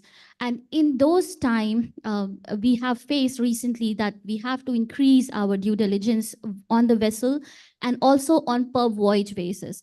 So when we are doing due diligence, it's not only based on the initial due diligence for the partners. We also need to keep developing our due diligence to ensure that we have a continuous program of doing the due diligence from the sanctions perspective, from the AML and anti-bribery and corruption perspective on our business partners. So that would be one of the case study that we had, and we had to actually implement and improve on our due diligence practices in the company with the change of law, which I think is very important takeaway for everyone. Yep. So I guess shipping faces a lot of sanctions and AML risk. Yes. And Shalini, you've been talking about, labor and labor associated risk. Do you have a case study from your industry that you want to walk us through? Yes, in fact, I do. And I think the most stark example that comes to mind is actually recruitment fees. It's been going on forever, bonded labor, it's still going on. I thought I had a very loud voice, but I'll try again. Sorry, am I audible now? Is this better? Okay. So recruitment fee, right? We've heard this so many times. So what we faced, and I'll tell you exactly what we faced at Ansel. We obviously have workers spanning from Nepal, Bangladesh, Indonesia, and all this. So obviously we do to a certain extent. When I say certain extent, I know Ansel goes beyond, above board, in how they literally go into Nepal, into all these other countries. Our HR team works very closely with the agents who are nominated, okay? Checking and looking at everything. But having said that, there have been there have been cases, and quite a number, where we've had our workers come and tell us, listen, I've paid such and such an amount. It's like almost all my life savings, okay? I've sold my house, I've sold all this to this agent, and the thing is, it's unreceipted.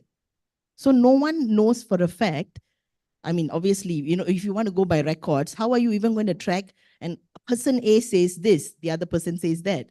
So how do we do it? And we actually got into a process where we actually hired a third party. We work with the likes of companies like Elevate and all that. So when I say Elevate, we're not just talking about legal requirements. We make sure we go a couple of steps higher than that, humanitarian grounds and all that. We're not just looking at the basic laws of the land here.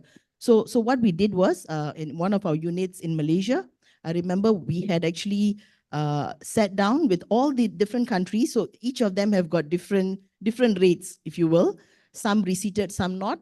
And we came up with a figure. All this is obviously computed very carefully with a lot of one-to-one interviews done with the workers and all that.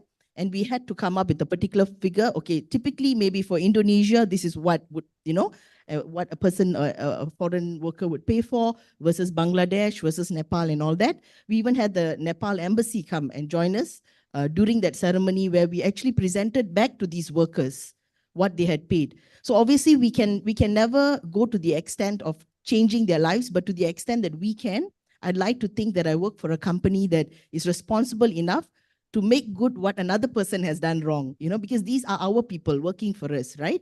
And supporting the company. So that is the first thing that comes to mind. And we repeated that process. Of course, it's undergoing right now in Thailand. And the other thing I'd also like to say is we don't just stop at ourselves. I also support the global supply chain. So we've got our suppliers who are like hundreds and thousands around the world, who we want for them to walk the same talk as we, So we even go to the extent, and I'm proud to say this, of even supporting some of our suppliers in paying back their workers, offsetting it against our payment with them, giving them a loan to say, okay, look, if they're, you guys are part of our team, you're our partners, and, we will pay you back and you pay us back later. So, they are also doing it at their level. So it's a collective effort, not just Ansel saying, oh, we're doing this, but then, letting all our other partners walk in isolation. So I think it's important to walk the talk and not just pay lip service, So that's also there. And I'll just quickly say one more example. For example, where there was a WRO, a withhold and release order, and issued against one of our finished goods suppliers. I won't say who. And the goods were stuck at sea, because customers are all in North America. So on forced labor allegations. So those products are effectively tainted, right? They said that it was alleged to have been made with forced labor, and the US Customs and Border Protection had seized the goods. So us doing whatever we could, the question was, what was the extent of audits that we should have done onto all our finished goods suppliers? We took that as a learning curve. We obviously had audits in place, but we went a couple of steps more and we said we are not going to allow this to happen again, what we do is particular provinces where they are, and obviously that got resolved, it was lifted. And but we took that as a, beefing up our audits, whether it's Meta, 4-pillar audits, you can have many and on a timely basis. And where we see certain suppliers which are in the danger zone, warning number 1, number 2, we give you time to buck up. If you don't, off you go, and we look for alternative suppliers. So I think it's a continuous process of building all that up into your supply chain. And nothing is perfect, but what we can do is within our reasonable capacity to do as much as we can. I know I've spoken a lot. I'll let Sumit take over. Sorry. No, that's very helpful, Shalini. Sumit, do you want to add a case study of your own? Yeah, sure. So I'll share a case study from IT perspective, wherein one of our clients who had a JV in Europe, and they were subject to various regulations, being data breach laws and risk protection and other aspects in leading to mitigation of any disaster or a third party issue or a third party software malfunction, wherein they were relying on some third party vendors, those who were supposed to ensure that any cyber attack or data theft is supposed to be handled and mitigated solely by them. And they were supposed to report to the regulator in the said jurisdiction in case of any data breach. And they took all the relevant representations and indemnities from that particular vendor. But it in a when there was a data breach due to the malfunction of that third party software and negligence of the said vendor, he simply said no, we were not aware, and all those issues led to a data theft and a cyber attack and leakage of information of the Indian clients as well and the European clients as well, leading to issues in both the jurisdictions by the respective regulators. So when it must be ensured that whenever we are hiring third party vendors, we must see that whether they are actually equipped and well versed with the laws of both the jurisdictions, because they were in the business of providing trading platforms and facilitating trading between two jurisdictions, and they were not aware about the local and the laws of the host country where client's platform was actually based at.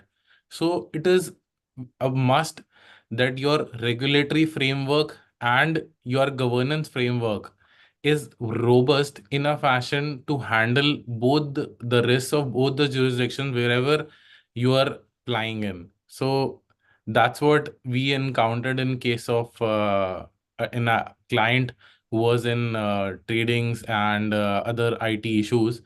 I'll share another example wherein a family office invested in a fund wherein one of the sponsors got sanctioned due to the issues pertaining to Russia currently. And many of the family offices, those who invested in that fund, due to European sanctions, got stuck post the sanction. So it is a case that at the time of investment, the said family office took all the due diligence and but never had a plan as to how they will exit or how they will be in exit in a fashion that if there is a sanction and now their entire investment is stuck in that jurisdiction just because the bank accounts have been closed because there is a sponsor who is a sanctioned person. So the regulatory frameworks and all these aspects are very important, be it when you are entering into an agreement with a vendor or in an investment fund.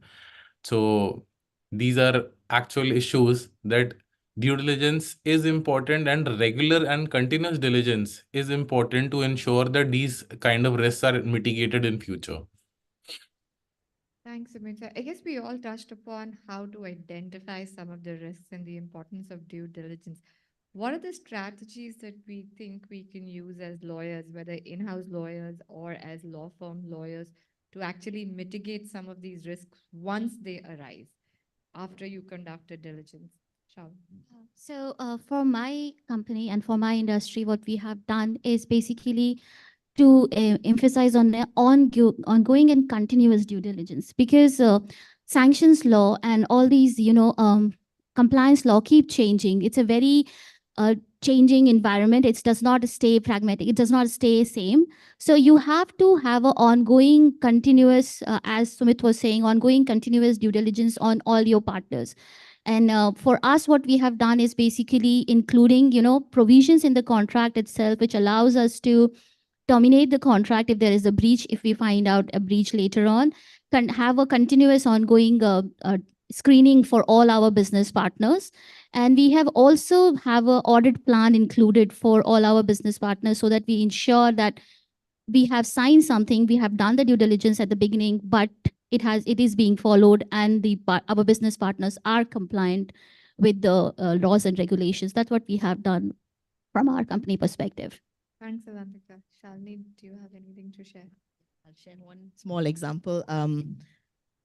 And yeah, this is a real life example, but I'm not going to get into the details of the country and all for obvious reasons. If you're procuring workforce from a particular country, being a multinational, You're making a declaration to the world at large. We followed this act, we've got our, anti-bribery policy in place.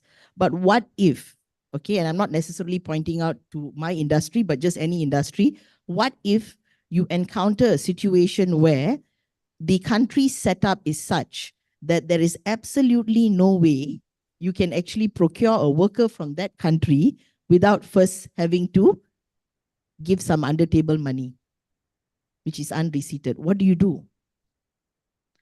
And then you also have to maybe go on the other side and ask yourself, but if I'm not hiring workers from this country when they're all really in need of a job, am I again doing a disservice to those workers? So these are all very, very a lot of mind-boggling questions you need to ask yourself. If I press this button, and remember the eyes are always watching, and it's not just because of the eyes, you want to do the right things. So what do you do? Do you then completely cease taking workers from this country because it very, very clearly departs, or do you put in 2 or 3 agents in between to say that, you know what, we've got 5 tiers between us and them? Now that's not the answer, because it still comes back to you, right?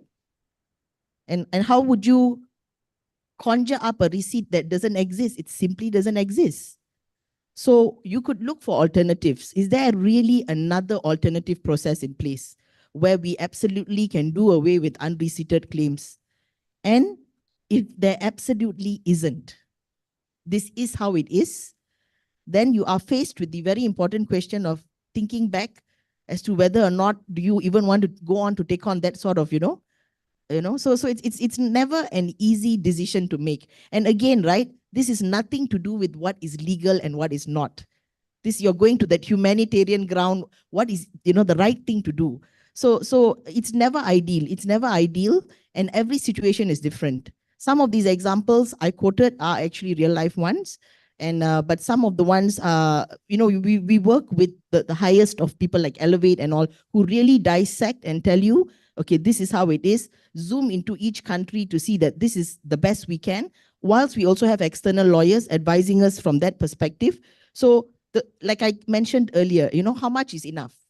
Are you going to be put under a microscope for, are you expected to go over and beyond? I don't think that's the situation either. We've got to practice reasonableness, right?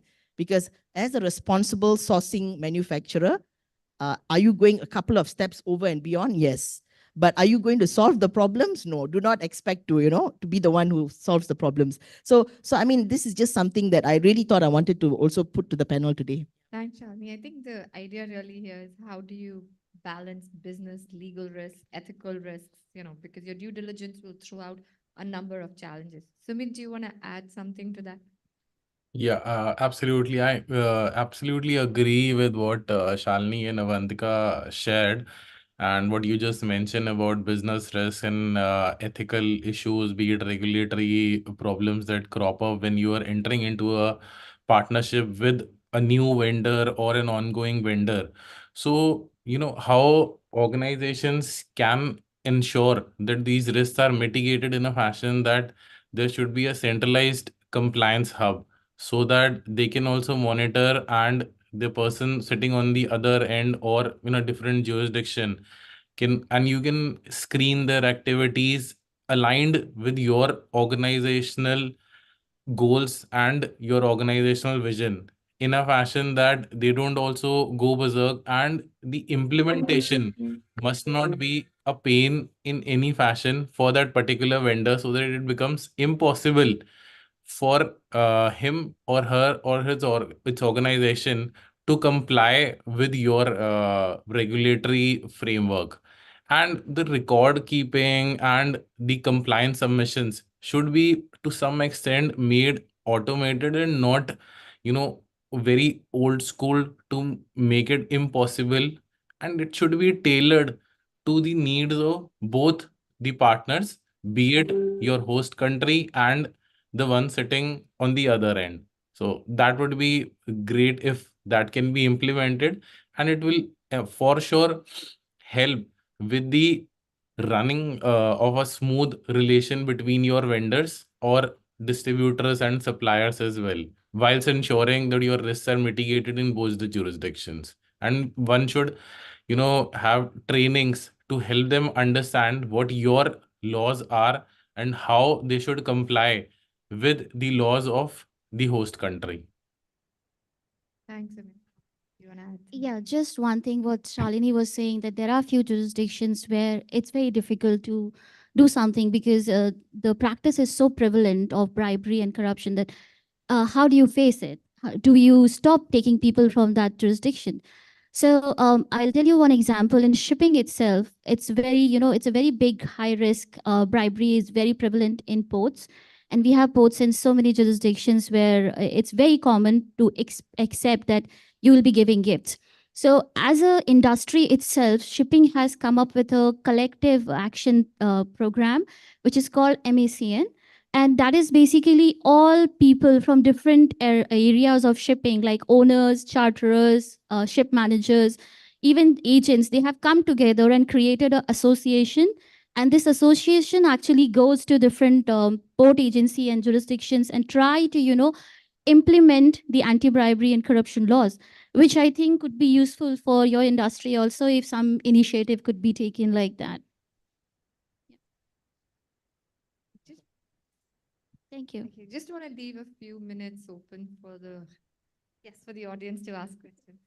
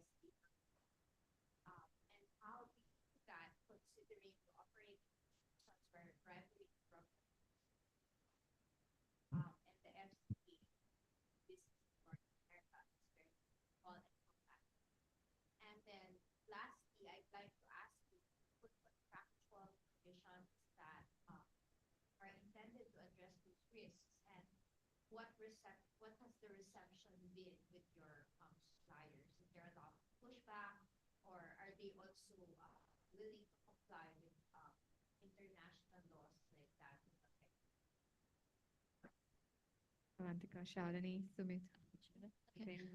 Okay, so I'll start with the answer and then Shalini and Sumit can join in. So what we have done for our company, we have actually incorporated a contractual provisions which tries to ensure that you have to comply with all anti-bribery, anti-corruption, and anti-slavery laws. We have also implemented a code of conduct for our supplier whereby they need to confirm that they are complying with it. But I'll tell you what is the biggest problem that we face on this is that we have suppliers from small jurisdictions who may not even understand what we are talking about. And the next step which we are planning right now is basically to give training and do some kind of hand holding for our suppliers so that they are aware of the risks and try to manage it that ways. Yeah, Shalini? So like what Avantika mentioned, we also have I'm not sure I'm answering this question, Mizen, but I'll try my best to.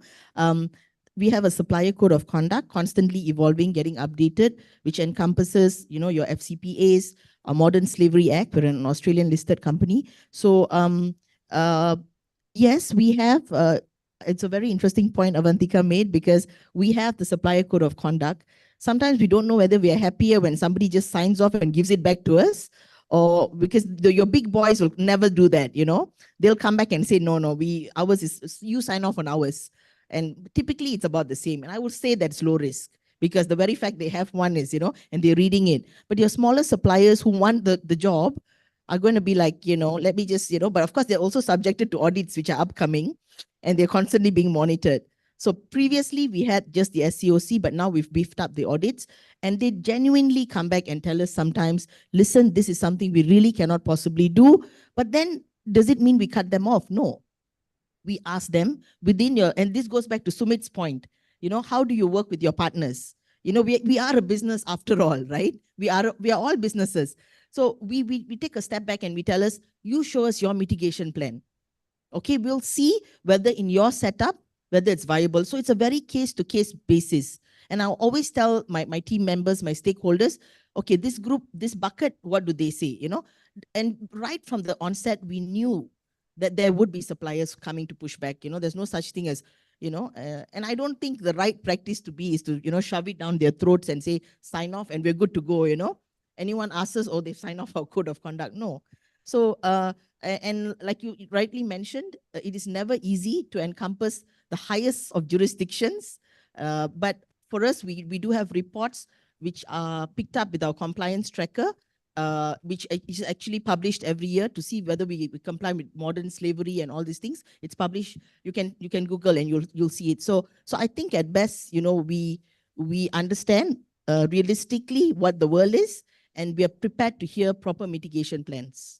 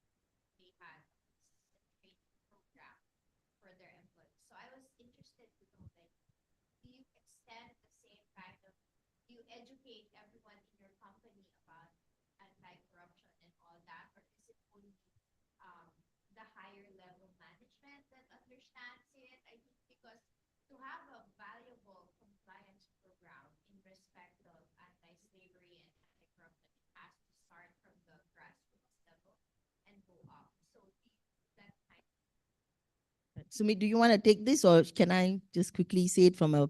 Yeah, go ahead. Okay. I'll share No, something. yeah. No, I'll just say it in like 2 words, like, no, actually 2 sentences. We do go all the way down to our operators. Okay, we have trainers who come, explain to them what are the employee code of conduct is relevant to them. And then I myself also personally train the HODs when I go to each plant, and each of them will be interesting. We've got our procurement guy there, HR, and I tell them, be interactive. It's not like looking at a code and saying A, B, C, D. No, you tell me what are your gray areas every day that you face, and we can, to a certain extent, try and help you,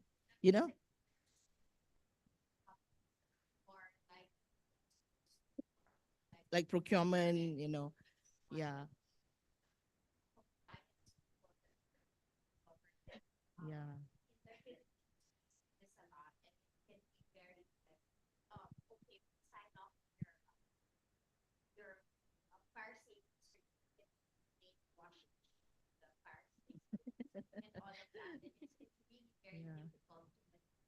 Yeah.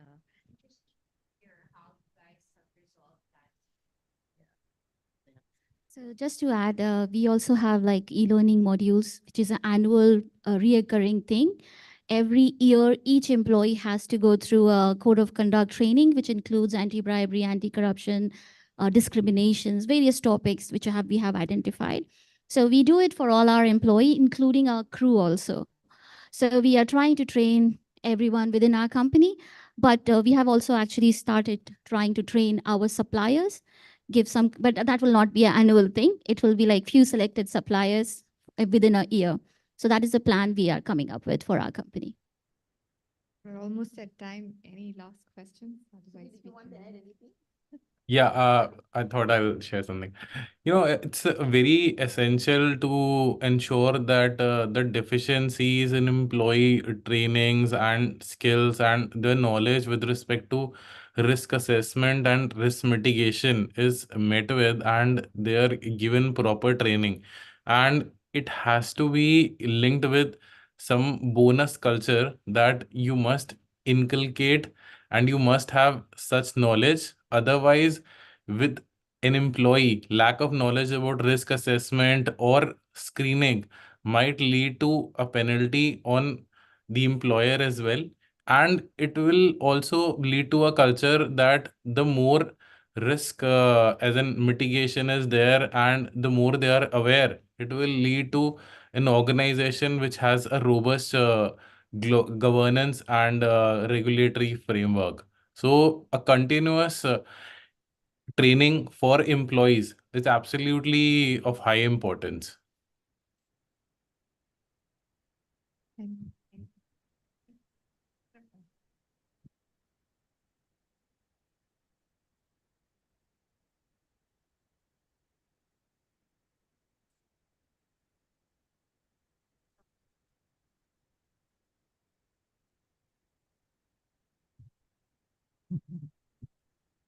Good afternoon to everyone. First of all, great job, Avantika and Shalini. I think the message that you put across is very crystal clear. My question is to Sumit, actually. It's a twofold question. Now, Sumit keeps talking about risk, due diligence, right? Technology, third party due diligence, and all that stuff. So, I witnessed a customer in India where they are a big bank, okay? And they work with third party suppliers. Now the third party has grown to such an extent that they are no longer third party, they are a joint venture. Okay. So when we talk about relationship person to person, they are still behaving as a third party, but on papers they're joint ventures. So when an audit kicks in, they don't like the way the audit is done, right? Because when someone stakes is so high as a joint venture party, right? You don't want to spy, you don't want to, go and conduct an audit on their premises. That becomes very suspicious. So the question here is that, how much of a third party stakes should be there in an organization which can no longer be treated as joint venture? And if it is a joint venture, what are the supplier code of conduct? What are the documentation, agreements, MSAs that needs to be in place? Because you also spoke about a trading platform, various stock depositories, stock broking firms, and as you know that it's a checklist based audit that most of us go through, be it cybersecurity, be it a system audit, right? So only when any kind of audit kicks in from NSE, BSE, MCX, MSCI, CDSL, and NSDL, right? So they want to put the ball in our court towards the end of the audit, because that's where they can conveniently say that, oh, it's the auditor who's not able to submit on time, right? So I know the question is very big, very large, but over to you, Sumit. Yeah.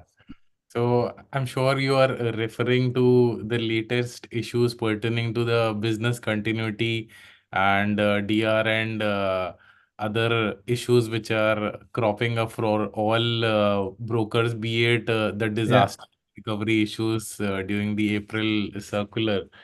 So, see, a recent implementation of the third party risk management framework by a leading bank also pursuant to a JV partner. So, be it in the JV agreement or the MSAs, they ensure and they take indemnities as well, and they take confirmations and representations as well. That, so what you mentioned about that it is a spy situation, it cannot be a spy situation if in any manner whatsoever you being non-compliant or you are shying away or being over smart by showing me that you are compliant but actually you are not compliant, you are actually causing harm to my organization and may lead to cancellation of my regulatory licenses as well, and may lead to bigger losses, penalties, and reputational damage also, and loss of clients as well. So it has to be inculcated and included at the time of signing up of, be it a JV agreement or be it an investment as well. And if I'm hiring you as my vendor or a supplier, you have to ensure whatever laws are applicable on my organization, and has to be a continuous effort in a fashion that if I am telling you to comply with something, you need to show me the relevant proofs and the relevant processes with a confirmation, be it in physical form or whatever regulatory filings are there, by telling me that yes, I have been continuously complying with it, and you can do an audit at my premises with at the time of signing the agreement as well, and continuous board submissions and other internal statutory audits as well, so that at a later stage, if it goes to any regulator and the regulator conducts an investigation or inspection, I don't fall foul of any lapses at my end or shortcomings at my end, that I have not taken any reasonable or what Shalini mentioned, enough diligence at my end so that I can never be called negligent at my end. So I will be able to fight a case in front of the regulator in a fashion that I will never be said that with this partner, I was not in bed with this partner. At least I did all my diligence at my end as required by the regulator. So that's Right. Yeah, my. thank you so much. I know we can go on and on about this question. Thank you.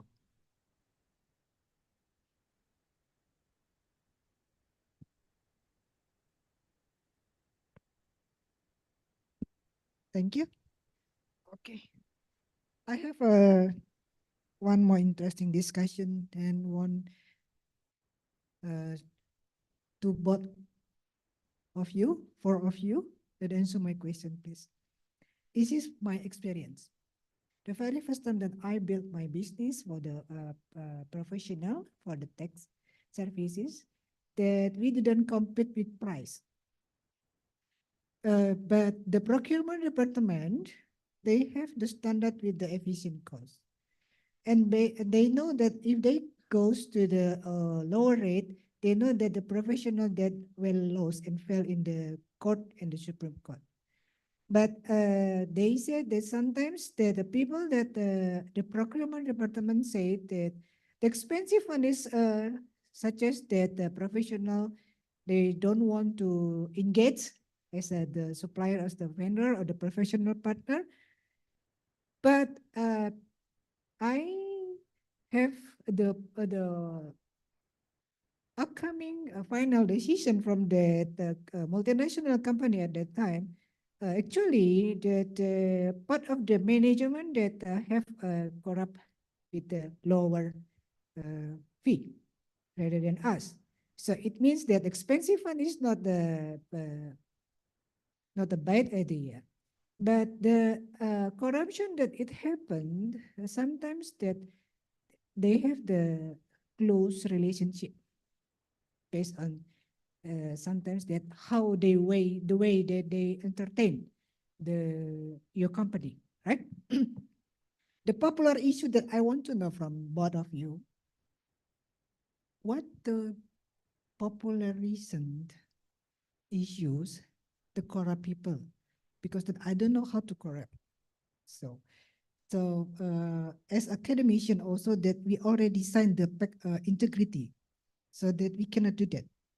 So we will give you the price based on risk that we must facing the truth, right?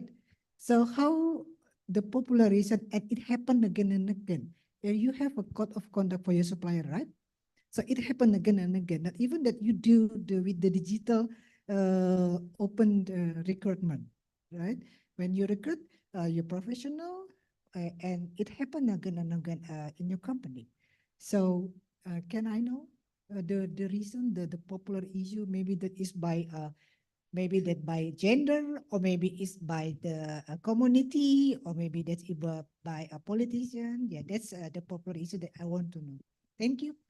Thank you. I hope I understood the question correctly. You're saying that regardless of having a code of conduct in place, there are certain things which are already preset, relationships which outweigh these codes of conduct behind the scenes, maybe tendering processes, because they're all human beings, right? Dealing this whole, I can't say that I have not encountered such a situation like that. I would be lying, and we all, I don't know whether I could answer this question by saying that there are a lot of tendering processes that we've also had to look at, looking at, like I said, learning curve, things that there might have been, and again, we are not just in one country, there are many different countries. For example, without naming the country again, there could be like one particular supplier who wants that job. He wants to out everyone else in that job, right? To the extent he may even go and threaten the other suppliers because he wants this job which he's been getting for years. Putting aside the fact that he could be good at the job, but there's something that's been happening, kickbacks going on, and then, people don't want him on board. But does he stop there? No, it's a small market, right? So what happens if he goes and threatens all the other suppliers and even sets up another company acting to be like a very new company, but in actual fact, it's him. It's a puppet thing. So these are actually things I've seen, okay? in this life. And that there are so many things, but the most important thing is if you have a team that brings these things to your attention, it shows that they have faith in the legal team, in the compliance system. Because imagine if everybody is in cahoots. I'm happy to get to hear such things, because I know that people are coming talking to us, and then based on that case scenario, we see how best to do it. If you need to get the police involved, but of course, sometimes that also may not be the case, as we know that if the police are also, we don't live in an ideal world. But I hope I can answer your question by saying that it doesn't go unnoticed, and things like this can be clamped down if the entire organization is speaking the same tune, or there are people who are like, we have an ethics and compliance hotline, okay, and I take care of Asia Pacific, and what actually happens is we've got whistleblowers, people coming and saying this is what's been happening. It's even open to a supplier. A supplier says, I've been shortchanged because I was kicked out because of this tendering process. And we actually have a team that investigates. So, but going above and beyond this and trying to rectify, I don't know what else remains to be done, So I hope I've sort of answered that much. But long-term relationships can only be broken if there are enough people who have integrity in the organization to step in and to do the right thing. We're all human beings after all. And your moral compass might be different from mine, so. So your company that have no research to do that, what the people that the reason they do the corrupt for your company again and again? No. You've not encountered, you're talking about corrupt people coming. Yeah. No, because there's always somebody who is different stakeholders from different departments who are also keeping an eye. That's why our tendering committee is very important, because we make sure we really, if there's anything that goes wrong, we'll hear about it in the hotline, because there are eyes and ears, right? Other employees watching what's going on. So that's really our check and balance, even where our suppliers are concerned. So it's an open line and it's anonymous. So Maybe people can catch up over lunch as well. happy to address any queries. We didn't want to stand between you guys and lunch, but it looks like we hope that it was exciting enough. Thank you so much, everyone. Thank you for your time.